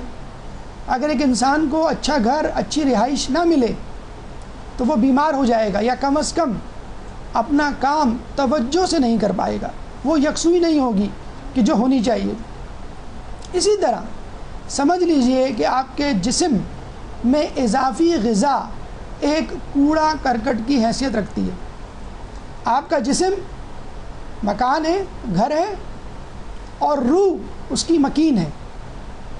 ہم نے اس سے پہلے نفس کے حوالے سے جو دروس دیے تھے آپ کو یاد ہوگا، جو تشبیہ دی جاتی ہے روح اور جسم میں وہ یہی دی جاتی ہے کہ جسم گھر ہے اور روح یا نفس ایک ہی چیز کے دو نام ہیں. مرنے کے بعد روح کہلاتی ہے اور زندہ حالت میں نفس. نفس جو ہے اس گھر کا مکین ہے. اگر جسم ٹھیک ہوگا تو روح بھی ٹھیک ہوگی، ورنہ روح اپنا کام یکسوئی سے نہیں کر پائے گی. کوئی شخص بیمار پڑ گیا، دل کا، جگر کا، گردوں کو مرض لاحق ہو گیا اور وہ اتنی شدت اختیار کر گیا، آپ نے دیکھا ہوگا کہ روح پرواز کر جاتی ہے. اسی طرح ایک بسیار خور انسان جو بہت زیادہ کھاتا ہے، اس کا جسم یعنی اس کا گھر جہاں پہ روح رہ رہی ہے کوڑا کرکٹ غلاظتوں سے بھر جاتا ہے. ایسا گھر جس میں فرنیچر بھی ہو، کھانے پینے کی اشیاء بھی ہوں اور دیگر لوازمات بھی ہوں، کوئی شخص رہنا پسند نہیں کرے گا. ہاں اگر گھر نیٹ کلین صاف ستھرا ہو تو ہر کسی کا دل چاہے گا کہ میں اس جگہ پہ، اس مکان میں، اس گھر میں چند لمحے، چند منٹ، چند دن گزاروں، اور یہ آپ کے کام کو آسان بنانے میں معاون ہوگا. تو اپنے جسم کو تر و تازہ رکھیے، صحت مند رکھیے، تاکہ آپ کی روح جو ہے یکسوئی کے ساتھ توجہ سے اپنے کام کو، اپنے مطالعے کو، اپنی عبادت کو انجام دے سکے. اب آئیے سائنسی توجیہ کی طرف کہ کس طرح بھوکا رہنا، کم کھانا انسان کو تقوی کی طرف، خدا کی طرف مائل کرتا ہے. دیکھیے، آپ نے غالباً 9-10 کلاس میں فزکس میں ایک رول پڑھا ہوگا کہ کشش ثقل براہ راست متناسب ہے کمیت کے. یعنی اگر کسی شے کی کمیت زیادہ ہوگی تو کشش ثقل اس کو زیادہ کھینچے گی، اس کا وزن زیادہ ہوگا. یعنی اگر کسی چیز میں مادے کی مقدار زیادہ ہے تو وہ زمین کی طرف زیادہ کھینچے گی. مثلا ایک ٹینس کی بال ہے اور ایک لوہے کی بال، لوہے کی گیند زمین کی طرف زیادہ کھینچے گی کیوں؟ اس کے اندر کمیت یا مادہ زیادہ ہے بنسبت ٹینس کی بال کے. بالکل اسی طرح برف کی مثال لے لیجئے، برف کو ہوا میں کتنا ہی اچھالیے اس کو واپس زمین کی طرف آنا ہوتا ہے، کیونکہ اس کے اندر مادے کی مقدار زیادہ ہے۔ اب اسی برف کو ایمان کی حرارت پر رکھ دیجئے، پہلے پانی اور پھر ہوا میں تبدیل کر دیجئے، اب اس ہوا کو نیچے آنا تو درکنار، ہوا میں اچھالنے کی بھی ضرورت نہیں ہے، خود بخود وہ آسمان کی طرف، خدا کی طرف، بلندی کی طرف رواں دوا ہوگی۔ تو ایک انسان جو اپنے آپ کو مادیت پرستی یا حب دنیا سے بھر لیتا، آپ نے ایک لفظ سنا ہوگا مادیت پرست یا مادیت پرستی، اسلام کا اصل مقابلہ ہندوؤں سے، عیسائیوں سے یا یہودیوں سے نہیں ہے، اسلام کا اصل مقابلہ مادیت پرستوں سے ہے۔ مادیت پرست کون؟ جو حب دنیا کے حامل ہیں۔ خود مسلمانوں میں بھی آپ کو بہت زیادہ مادیت پرست لوگ مل جائیں گے۔ تو جب انسان مادیت پرست ہوتا ہے اور اپنے ارد گرد اور اپنے جسم کے اندر مادے کی مقدار کو بڑھاتا رہتا ہے، ویسے ویسے کشش ثقل یعنی حب دنیا اس کے اندر بڑھتی رہتی ہے اور وہ خدا کی بجائے دنیا کی طرف مائل ہوتا ہے۔ آپ نے سنا ہوگا کہ انسان وہیں جاتا ہے جہاں اس کا مال ہوتا ہے۔ اگر آپ نے مال و متاع دنیا کے لیے جمع کر کے رکھا ہے تو اللہ کی طرف یا مرنے کا کبھی بھی دل نہیں چاہے گا، اور ذکر و عبادات نیکیوں کی صورت میں مال آخرت کے لیے جمع کرا کے رکھا ہوا ہے تو آپ کا کبھی اس دنیا میں رہنے کو جی نہیں چاہے گا۔ تو یہ وہ لعلکم تتقون کی منزل ہے کہ جب انسان اپنے آپ کو مادیت پرستی، مادے اور بسیار خوری سے الگ کر دیتا ہے، اور ایسے انسان کو اپنا ویٹ کرنے کی ضرورت ہی نہیں ہے، ایسا انسان تو خود بخود خدا کی طرف، بلندی کی طرف مائل نظر آتا ہے۔ تو مادیت پرستی زیادہ کھانے، بسیار خوری کی صورت میں ہو یا دنیاوی اشیاء کو جمع کرنے کی صورت میں ہو، حب دنیا کا سبب بنتی ہے۔ اور اگر انسان کے پاس یہ چیزیں موجود ہو اور تو بھی وہ حب دنیا کا نا شکار ہو تو ایسا انسان لعلکم تتقون کی منزل پر فائز ہے۔ درود پڑھ دیں محمد والے محمد۔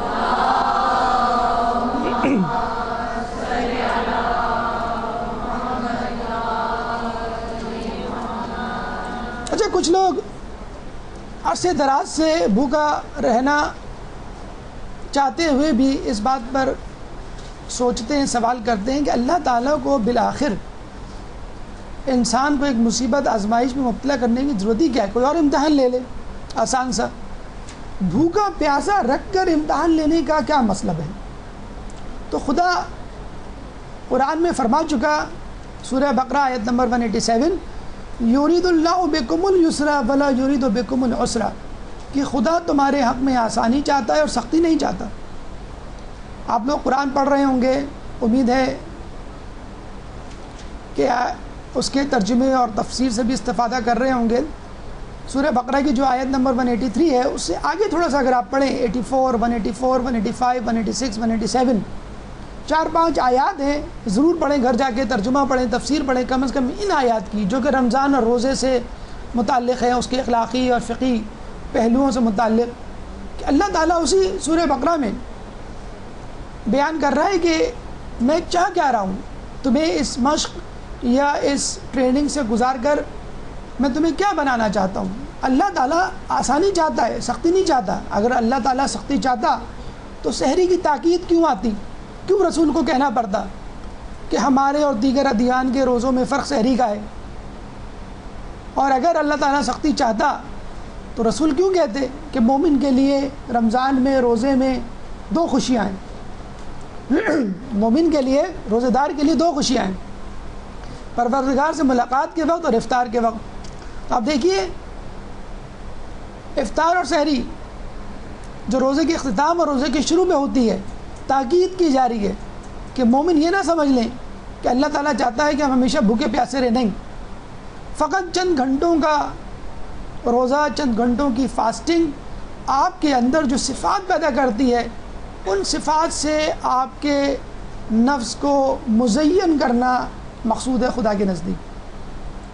ساری رات کھانے کی اجازت کیوں دی گئی ہے؟ پہلے کی امتوں کو نہیں دی، بلکہ خود مسلمانوں میں ابتدائی ایام میں اگر کوئی شخص افطار کے بعد سو جاتا تھا تو اٹھ کے وہ دوبارہ کچھ کھا نہیں پی سکتا تھا۔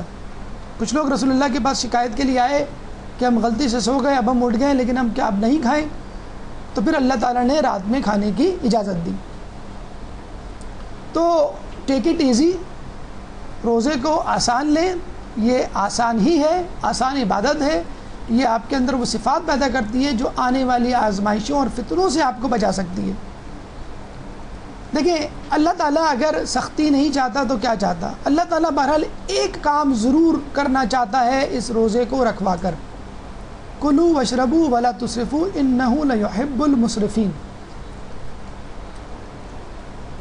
اور کھاؤ پیو اور اسراف نہ کرو، بے شک وہ اسراف کرنے والوں کو پسند نہیں کرتا۔ سورہ اعراف آیت نمبر 31۔ دیکھیں ایک بہت بڑا نقطہ اللہ تعالیٰ نے کھانے پینے کے حوالے سے ہمیں بتلا دیا کہ اصل ہدف، اصل ٹارگٹ اور اصل منزل ہے اسراف سے اجتناب۔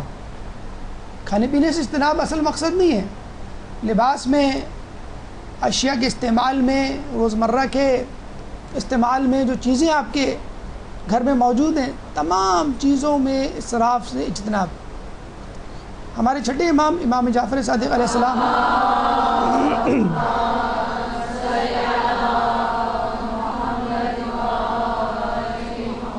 سے کسی نے پوچھا اسراف کیا ہے، تو امام نے فرمایا پانی پینے کے بعد گلاس میں کچھ پانی چھوڑ دینا بھی اسراف ہے۔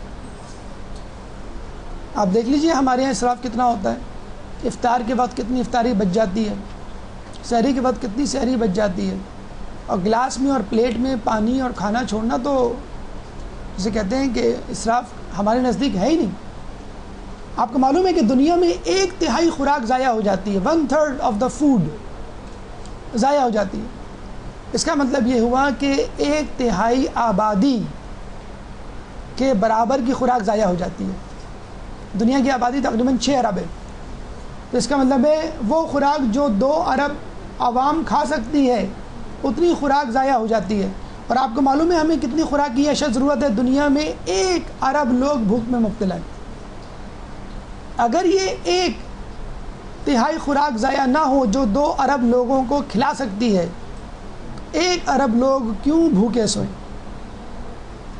خود پاکستان کے حوالے سے کہا جاتا ہے کہ 60% لوگ وہ غذا نہیں کھا پا رہے جو ان کو کھانی چاہیے، نامناسب غذا پر ان کا اکتفا ہے۔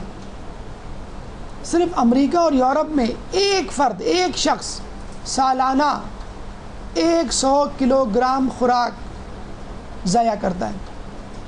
سالانہ 365 دنوں میں ٹوٹل 1000 kg کو ڈیوائڈ کریں اب 365 ڈیز سے 280 گرام پر ڈے ملے گا۔ بریانی کی پلیٹ کتنے گرام کی ہوتی ہے؟ پلیٹ لوہے کی ہو تو زیادہ، لیکن فقط بریانی 250 گرام کی ہوتی ہے، 2 روٹی اور 1 سالن کی پلیٹ 250 گرام کی ہوتی ہے۔ تو یوں سمجھ لیجئے روزانہ 1 وقت کا کھانا امریکہ اور یورپ میں ضائع ہو رہا ہے۔ ہمیں ایک پیزا ہٹ میں کام کرنے والے شخص نے بتلایا کہ کراچی میں پیزا ہٹ کی ایک برانچ میں جو کچن کا گاربیج ہے وہ روزانہ 1200 روپے پر ڈے کے حساب سے بکتا ہے۔ 10 سال پہلے کی یہ پرائز ہے، اب تو کتنا بڑھ گیا ہوگا۔ اچھا گاربیج ہمارا وارا نہیں کہ جس میں آم کے چھلکے اور گٹھلیاں ہوں، کون سے گاربیج؟ اگر آپ نے پیزا کاٹا 6 انچ کے ریڈیس کا پیزا کاٹنا ہے، 5 انچ 5.5 انچ کا کٹ گیا تو پورا پیزا اٹھا کے پھینک دیا جاتا ہے۔ تو یہ ہے وہ اسراف، یہ ہے وہ جسے کہتے ہیں کہ فضول خرچی کہ جو انسان اپنے خوراک میں برت رہا ہے۔ اور خوراک کیا، لباس، ابھی آپ نے سنا ہوگا کہ پرنسس مینڈیلین کی جو شادی کا جو جوڑا ہے وہ فقط 18 لاکھ پاؤنڈ کے برابر ہے، کہ جس کو دیکھنے کے لیے 18 پاؤنڈ کا ٹکٹ لگا ہے، 5 لاکھ غالباً ہے۔ تو یہ وہ انگلینڈ ہے کہ جہاں پر ابھی پچھلے دنوں اساتذہ نے ہڑتال کی ہوئی تھی کہ ہماری پینشن بڑھاؤ اور ہماری تنخواہ میں اضافہ کرو۔ تو انسان کھانوں پر ایک طرف، لباس پر ایک طرف، اور دیگر اشیاء تعیشات میں اضافہ کر رہا ہے، لیکن دوسری طرف غریب عوام پس رہے ہیں۔ امریکہ میں 75% ٹیکس 1% عوام دیتی ہے. تو اس کا مطلب یہ ہوا کہ اگر پاکستان میں یہ ٹیکس دینے کا رواج ہو جائے یا امیر لوگ پابندی سے نیک نیتی سے اپنا خم صدقات خیرات فطرہ نکالتے رہیں تو نوبت نہیں آئے لوگوں کو بھوکا مرنے کی. اور یہ ان کے ہاتھ کا کمایا نہیں ہے. اگر آپ کے پاس اضافی پیسہ اضافی غذا اضافی سہولیات زندگی ہیں تو آپ گویا وکیل ہیں اللہ کی طرف سے غریبوں کے لیے. ان تک یہ مال پہنچانا ہے بجائے اس کے کہ آپ اس کو کوڑے کے ڈبے میں ڈال دیں. تو خدا را اسراف سے پرہیز کیجئے. جب آپ اسراف کرتے ہیں تو یقیناً آپ کسی دوسرے کا حق مار رہے ہوتے ہیں. اچھا، روزہ رکھنا کیا فقط صحت کے لیے ضروری ہے، فائدہ مند ہے، مفید ہے؟ جی نہیں، فقط یہی نہیں. روزہ رکھنے سے آپ کے اندر جو نفس کو کنٹرول کرنے کی عادت پیدا ہوتی ہے، فقر و فاقہ کو سہنے کی جو عادت ہوتی ہے کہ جس کے لیے خداوند متعال فرماتا ہے الشیطان یعدکم الفقر ویامرکم بالفحشاء، شیطان تمہیں فقر سے ڈراتا ہے اور فحاشی کا حکم دیتا ہے. سورہ بقرہ آیت نمبر 268. تو یہ وہ انسان ہے جو جاب چھٹنے کا لالچ دیتا ہے، خوف دلاتا ہے کہ تمہاری جاب چھٹ جائے گی، اگر تم نے فلاں حرام نہ کھایا تو تمہارے بیوی بچے مر جائیں گے، تم سڑک پہ آ جاؤ گے، تم ذلیل ہو جاؤ گے. تو یہ فقر و فاقہ ہے جس کی وجہ سے انسان اپنے آپ کو بیچ ڈالتا ہے، اپنے ایمان کو بیچ ڈالتا ہے.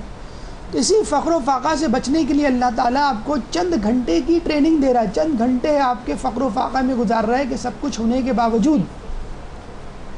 دیکھیں حرام کے وقت کیا ہوتا ہے، انسان کو لالچ دیا جاتا ہے کہ حرام کھاؤ، آپ کے پاس موجود ہے، آپ کے اختیار میں، ہاتھ بڑھا کے آپ کھا سکتے ہیں، لے سکتے ہیں رشوت. لیکن کیوں نہیں حرام کھاتے؟ کہ آپ کو اپنے اوپر قابو ہے. تو رمضان کے دنوں میں جو آپ اپنے اوپر قابو رکھتے ہیں کہ میز پر، دسترخوان پر، فریج میں، کچن میں آپ کے سامنے کھانا موجود ہے لیکن آپ نہیں کھا رہے، کیوں؟ آپ نے ایک عہد کیا ہوا خداوند متعال سے. اسی طرح حرام کے لیے بھی ایک عہد کرے کہ میرے سامنے ہوگا، مجھے دیا بھی جائے گا تو بھی میں اس کی طرف نظر نہیں کروں گا. اتنی بری چیز ہے فقر و فاقہ کی، اس کے بارے میں مولا علی فرماتے ہیں اگر فقر کوئی شخص ہوتا تو میں اسے قتل کر دیتا. اور آپ کو معلوم ہے کہ دجال جب آئے گا تو اس کے بارے میں کہا جاتا ہے کہ وہ ایمان دے گا اور روٹی خریدے گا.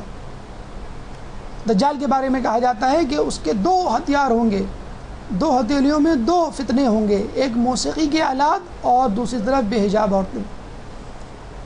تو یاد رکھیے فقر و فاقہ انسان کو پہلے اپنی عزت بیچنے پر مجبور کرتا ہے اور اس کے بعد ایمان بیچنے پر. کہ اس سے پہلے کہ آپ پر فقر و فاقہ کی نوبت آئے اس کی پریکٹس ابھی سے کر لیجئے کہ اگر کبھی بے روزگاری کا سامنا کرنا پڑا اور کبھی حرام کھانے کا موقع آیا تو میں فقر و فاقہ برداشت کر لوں گا. مجھے عادت ہے روزے میں فقر و فاقہ برداشت کرنے کی کہ میرے سامنے چیز ہوا کرتی تھی، میرے سامنے کھانا ہوتا تھا اور میں نہیں چکھتا تھا، میں نہیں کھاتا تھا، کوئی نہیں ہوتا تھا میرے پاس.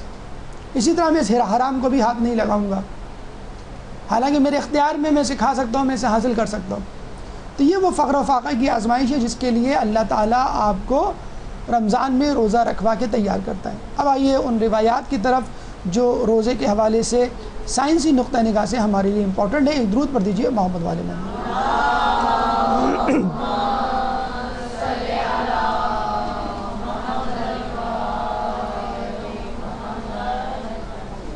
دیکھیں انسان کے جتنے اعضاء ہیں، ہر اعضاء کا، ہر عضو کا انسان پر حق ہے. آنکھوں کا حق ہے، کانوں کا حق ہے، زبان کا حق ہے. اسی طرح شکم کا بھی انسان کے اوپر حق ہے. رسالۃ الحقوق نامی ایک کتاب ہے جو ہمارے چوتھے امام زین العابدین علیہ السلام کے مجموع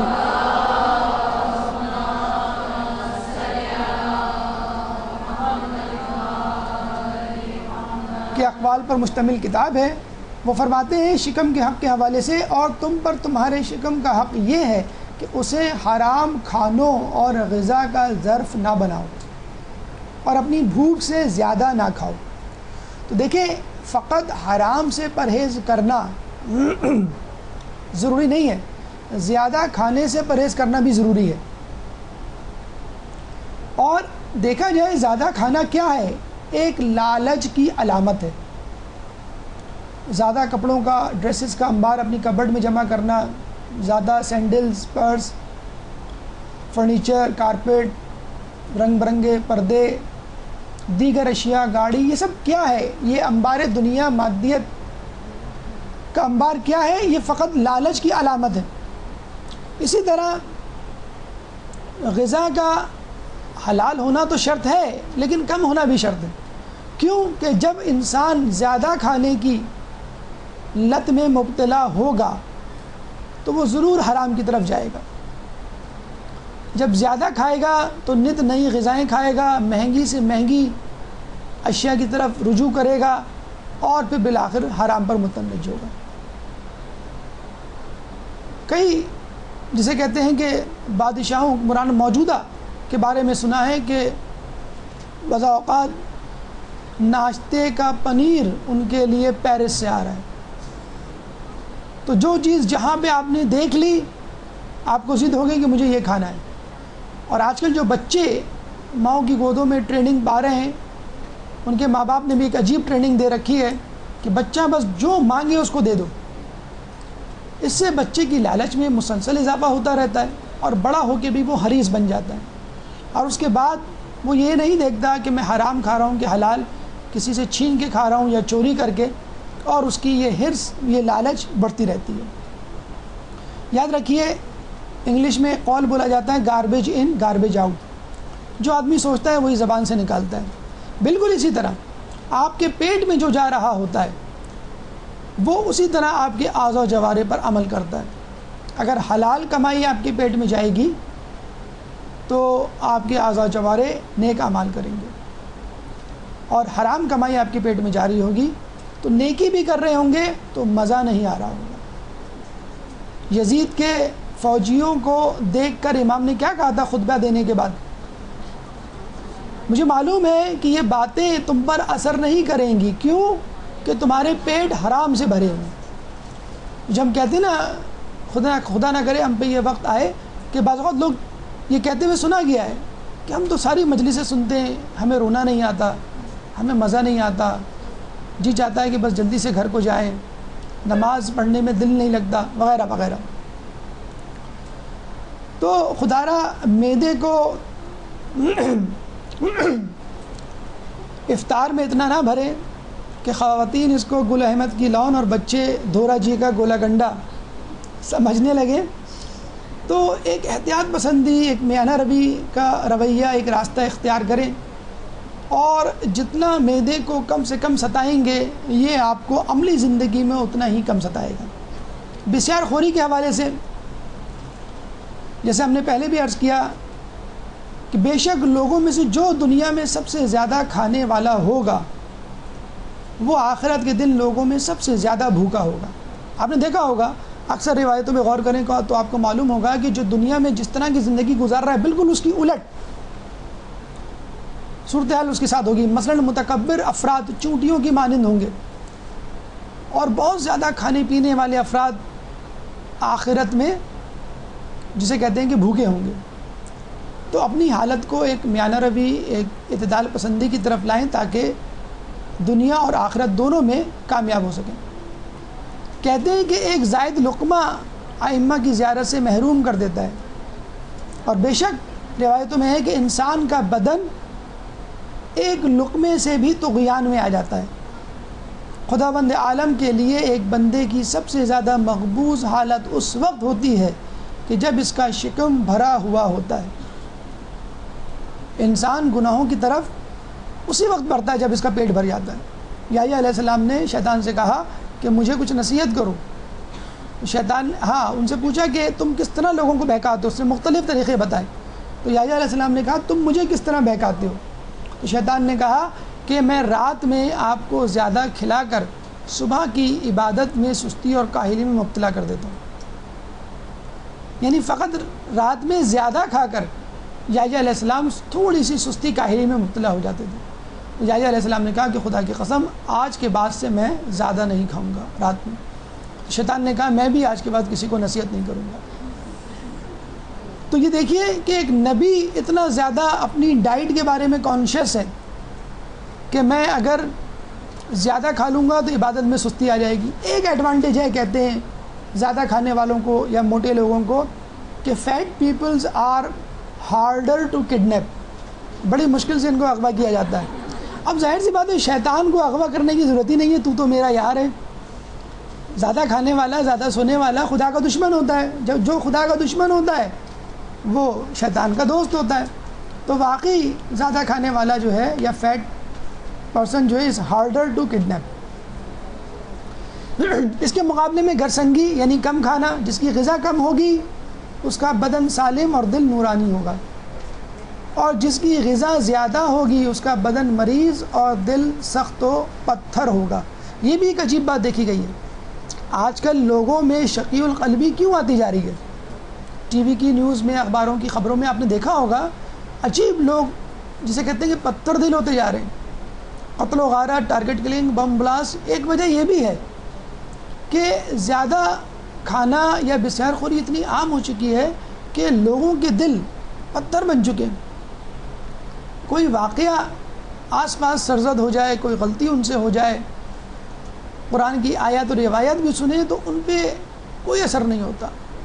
دل پتھر ہو جائے تو نصیحت پانی کی طرح اس پہ گرتی اور چکنی گڑھے کی طرح پھسل کر آگے بڑھ جاتی ہے. دیکھیں روزے کا ایک سنہری اصول جو حدیث کی صورت میں ہمارے پاس موجود ہے اور جس کی بنیاد پر آج کل دنیا بھر فاسٹنگ تھراپی، فاسٹنگ کلینک کھلے ہوئے ہیں، وہ ہے سومو تصحو، کہ روزہ رکھو اور صحت مند رہو. معدے کو برائیوں کا منبع، سرچشمہ، بیماریوں کی جڑ کہا گیا ہے. اسی لیے روزے کو کہا گیا ہے کہ جو روزہ رکھے گا وہ صحت مند رہے گا. دوا کھانے والے کو، علاج کروانے والے کو، آپریشن کروانے والے کو، کسی کو نہیں کہا کہ صحت مند رہو. روزہ رکھو، یقیناً تم صحت مند رہو گے. کیوں؟ کہ اصل مسئلے کی جڑ معدہ ہے. معدہ تمام بیماریوں کا گھر ہے اور روزہ بہترین دوا. ہم دوائیوں کے انبار اپنے گھر میں، اپنے شیلف میں، اپنی الماری میں لگا دیتے ہیں، اور اگر دیکھا جائے تو کم کھانا ہی اصل دوا ہے.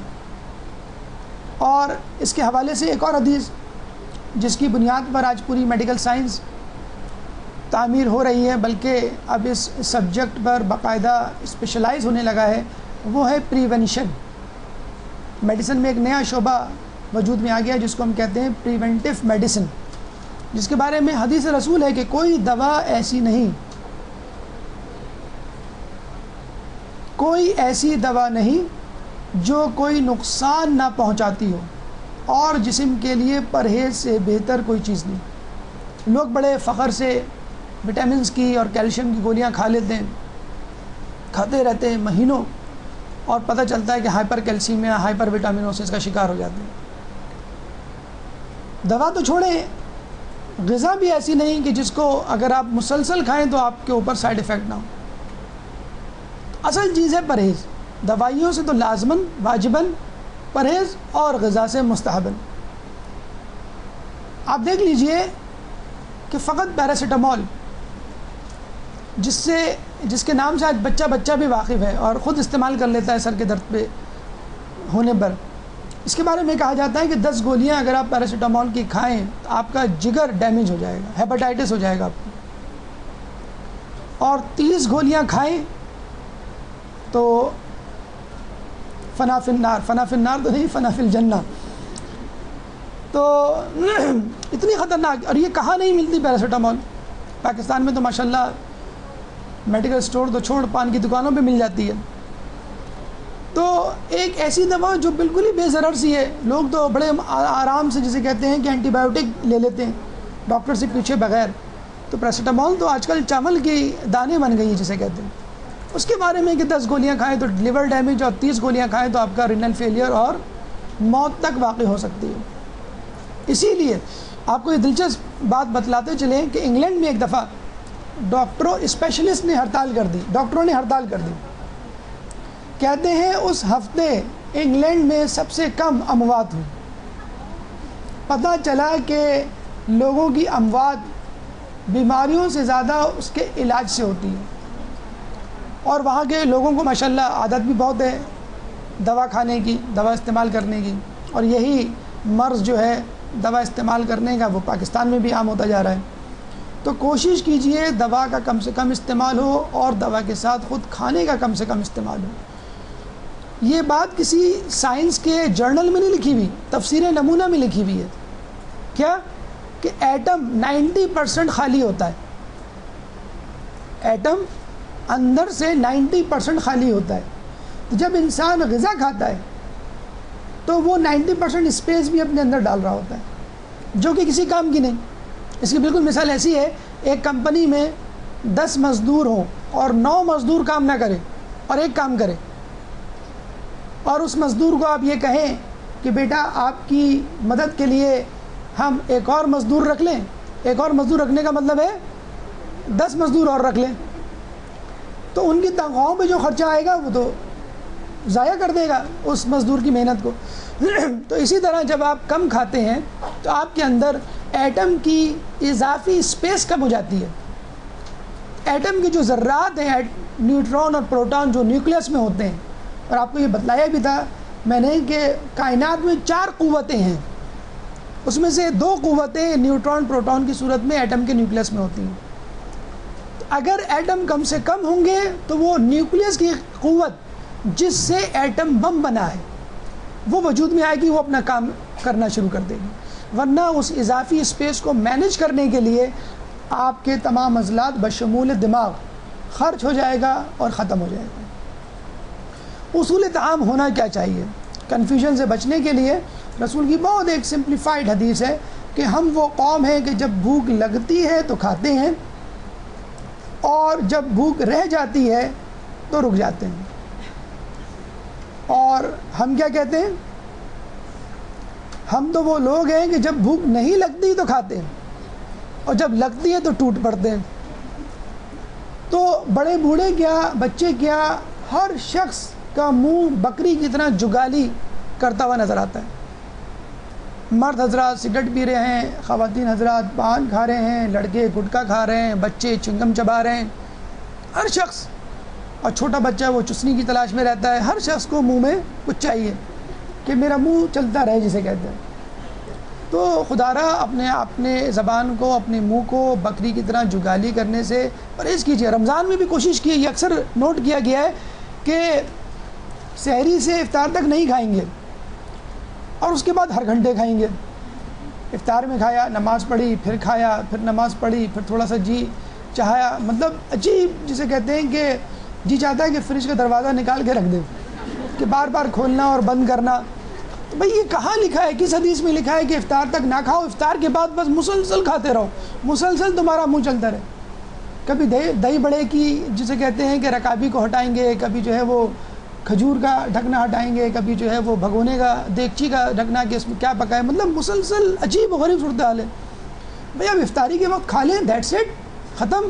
اب اپنا کام کریں، آپ کو جو کام کرنا ہے. ارے ہمارا کام یہی تو ہے، کھانا.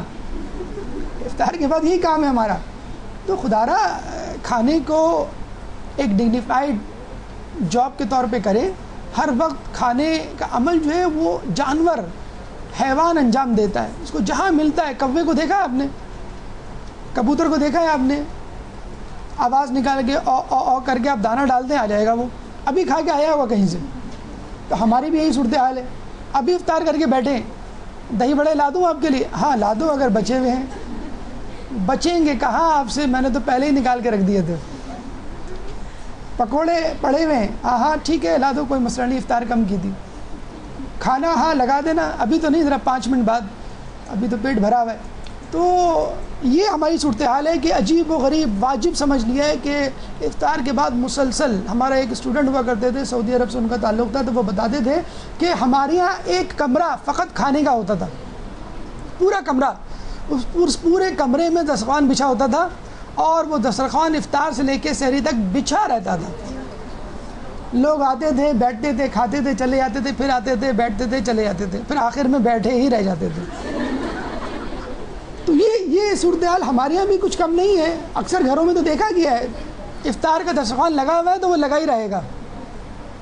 وہ ایک آئے گا دسترخوان ہٹا کر اپنے مطلب کی چیز نکالے گا, پھر ایک بچہ آئے گا اس میں سے وہ اپنی چیز نکالے گا, میٹھی چیز, بڑے آگے دہی بڑے, مطلب وہ مسلسل جسے کہتے ہیں. اور آپ نوٹ کیجئے گا, ابھی تو رمضان گزرنے اچھا موقع ہے پریکٹس کرنے کا, بجائے اس کے کہ آپ افطار کے بعد مسلسل آدھے گھنٹے 1 گھنٹے کا جسے کہتے ہیں کہ جنک فوڈ یا اسنیک جسے کہتے ہیں, انگریزوں نے بھی اچھے نام رکھ لیے ہیں. اسنیک کا مطلب ہے جب بھی موقع ملے ہاتھ صاف کر دو, مطلب کھا لو, جب بھی اس کو کہتے ہیں اسنیک. تو یہ پیٹو پن ہے, اسنیک نہیں ہے.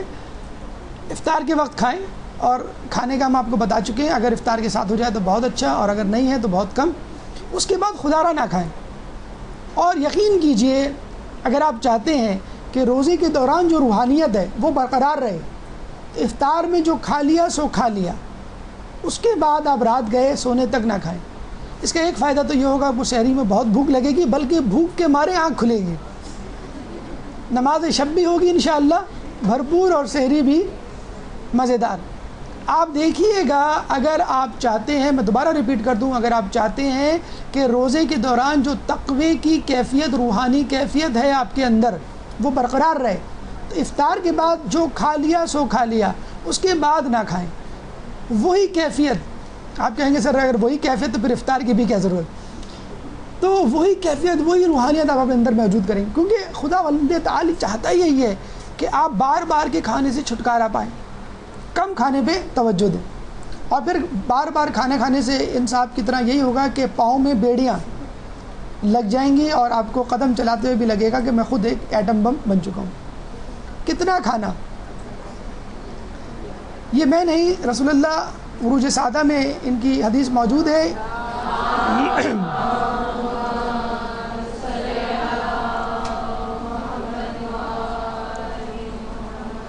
آدمی کے زندہ رہنے کے لیے چند لقمے ہی کافی ہیں, یقین کیجیے, زندہ رہنے کے لیے. ہاں لذت کے لیے تو عمر بھر, دن بھر, رات بھر کھائے تو بھی کافی نہیں ہے. اگر لذت کے لیے کھا لیا, ہم لوگ اکثر کہتے ہیں نا پیٹ بھر گیا نیت نہیں بھری, بالکل یہی ہے. چند لقمے کافی ہیں زندہ رہنے کے لیے, ورنہ تو آپ جتنا کھانا چاہیں آپ کا پیٹ کبھی نہیں بھر سکتا.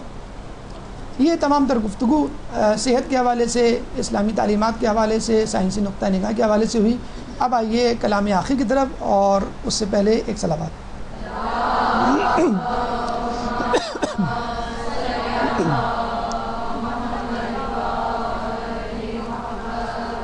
آپ نے نوٹ کیا ہوگا کہ افطار میں جب آپ ٹھنڈا شربت پیتے ہیں تو شربت کے اختتام پر چینی جو اس کی باٹم میں ہوتی ہے وہ آپ کے منہ کو لگتی ہے, اور چینی زیادتی کی سبب کڑوی سی محسوس ہوتی ہے. یعنی شربت تو اچھا لگتا ہے, لیکن آخر میں جو چینی اس کے پیندے میں رہ جاتی ہے اس کی وجہ سے آپ کا منہ جو ہے وہ کڑوا سا ہو جاتا ہے. اسی طرح اگر شیریں یا شیرنی زیادہ ہو جائے تو اس میں تھوڑی سی تلخی آ جاتی ہے. تو کلام آخر بھی کچھ اسی طرح کا ہوتا ہے, شربت کے گلاس میں بچی ہوئی چینی کی طرح, کہ لوگوں کو تھوڑا سا تلخ لگتا ہے. بہرحال آپ کا تقوی ہمارے خیال میں اس نہج پر, ایک تو 10 سال کی مسافت ہے علم کی ماشاءاللہ آپ لوگوں کے لیے, تو آپ لوگوں کو جتنا بھی سنایا جائے وہ کم ہے, کھری سنائی جائے وہ بھی کم ہے. اور خود رمضان کا تقوی, رمضان کی ایکسرسائز اور تمرین اور فضا انشاءاللہ آپ کو ان کلمات کو ہضم کرنے میں مدد دے گی. دیکھیں ہم آج اختتام پر آپ کو 2 شخصیات کا تعارف کروا رہے ہیں, ایروم شرمیلا اور ونوبا بھیو. یہ 2 ہندو ہیں, ایک عورت ہے اور ایک مرد. ایروم شرمیلا کون ہے؟ راجستھان کی ملکہ, کسی زمانے میں ایک عام عورت تھی, اب ہندوؤں کے لیے ایک مقدس دیوی کی شکل اختیار کر گئی ہے. اور یہ وہ عورت ہے جو ہندوستان میں 10 سال سے بھوک ہڑتال پر ہے. 10 سال سے اس نے بھوک ہڑتال کی ہوئی ہے. کیسے زندہ ہے؟ اس کی ناک پر ایک پائپ لگا ہوا ہے, آپ نے دیکھا ہوگا نل کی, جس کے ذریعے اس کو غذا دی جا رہی ہے. اس نے بھوک ہڑتال کی ہوئی ہے فوجی, پولیس یا سرکاری اہلکاروں کے خلاف, کہ جنہوں نے راجستھان میں ظلم و بربریت کا بازار گرم کر رکھا ہے. دنیا بھر سے اور ملک بھر سے خواتین، افراد، مرد حضرات اس کی ملاقات کے لیے آتے ہیں، اس کو پھل فروٹ کھانا پیش کرتے ہیں، لیکن یہ نہیں کھاتی. 10 سال ہو گئے اس کو فاقہ کیے ہوئے، نلکی کے ذریعے فقط اس کو پہنچ رہا ہے. کیوں؟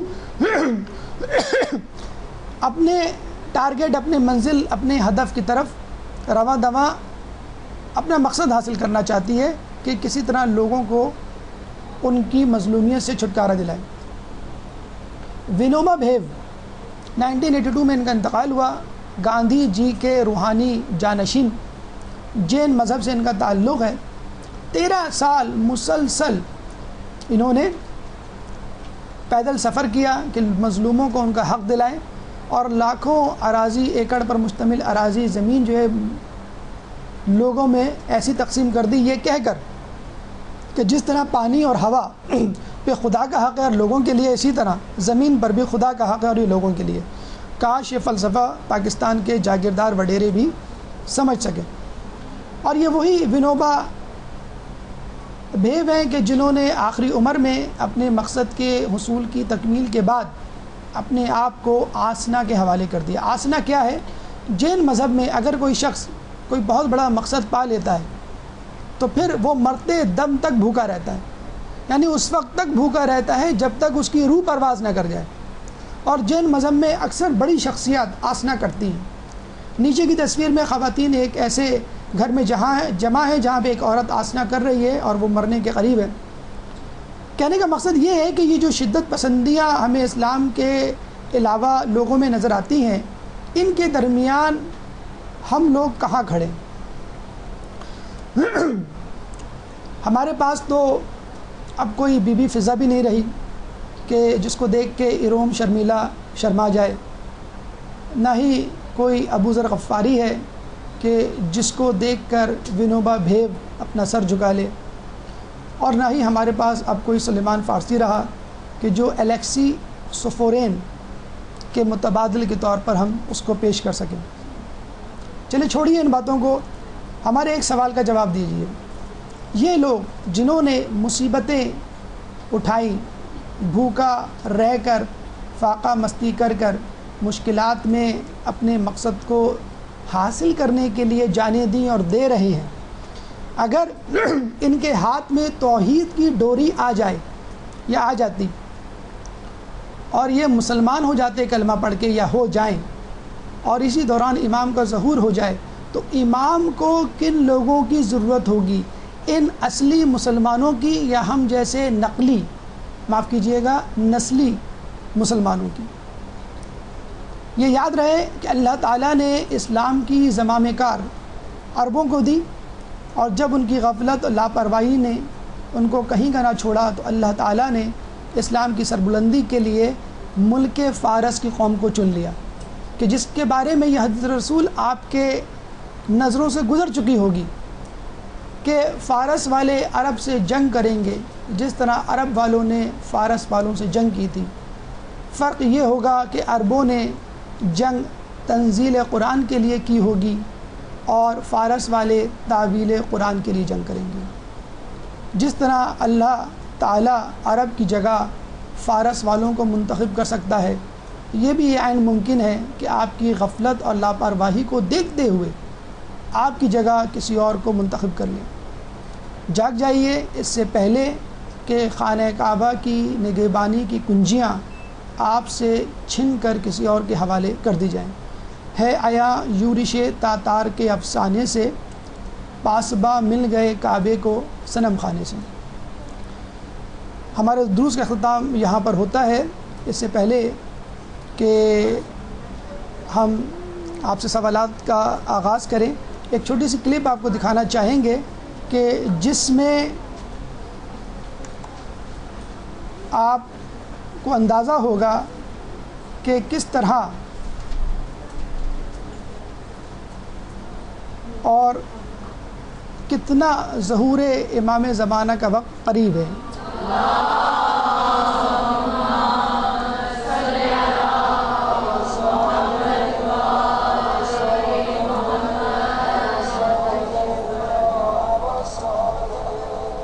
سال کردن که حاجی آقا با اشارات راجع به امام زمان نزدیکیان خرد نزدیک بودن فرج خدمتتون هست. همین سوال خدمتتون مبشراتی هست نزدیک باشید فرج هستن خدمتتون هست. بهشون عرض کردم که ایشون بفرمایید فرمودن من یک دوستی دارم تشرف مسئله هستن دارم آیت الله بهجت من یک دوستی دارم تشرف مسئله هستن من آمد منزل ما. یہ آیت اللہ بہجت واقعہ سنا رہے ہیں اپنے دوست کے حوالے سے کہ اس نے امام زمانے سے پوچھا کہ ظہور کب ہوگا. امام نے ارشاد فرمایا، آیت اللہ بہجت وہ سب بتا رہے ہیں جو ان کے دوست نے ان سے بیان کیا تھا. میرے دوست نے کہا ہاں میں نے امام زمانہ سے پوچھا تھا یا ابن رسول اللہ آپ کا ظہور کب ہوگا، یا ابن رسول اللہ آپ کا ظہور کب ہوگا. امام زمانہ نے فرمایا میرا ظہور نزدیک ہے. میں نے پوچھا یا ابن رسول اللہ کیا میں آپ کے زمانے کو دیکھوں گا. امام نے فرمایا تم نہیں، تم سے بوڑھے افراد بھی میرے ظہور کو درک کر لیں گے، تم سے زیادہ بزرگ درک اور بوڑھے افراد بھی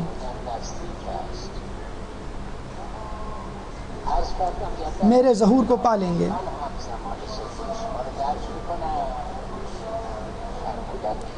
آیت اللہ بہجت کے وہ دوست جنہوں نے اس واقعے کو بیان کیا فرماتے ہیں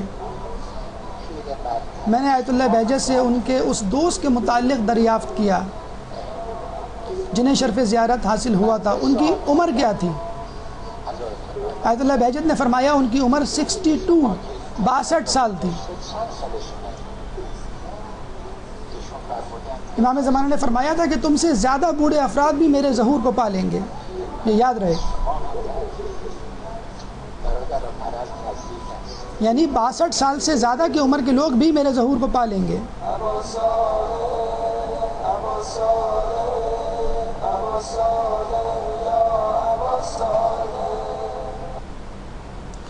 اللہ تعالیٰ سے دعا ہے کہ ہمیں امام زمانہ کے ظہور کی تیاری کرنے کی توفیق عطا فرما، ان کے ظہور میں تعجیل فرما اور ہمیں ان کے جانثاروں میں شامل فرما. کوئی سوال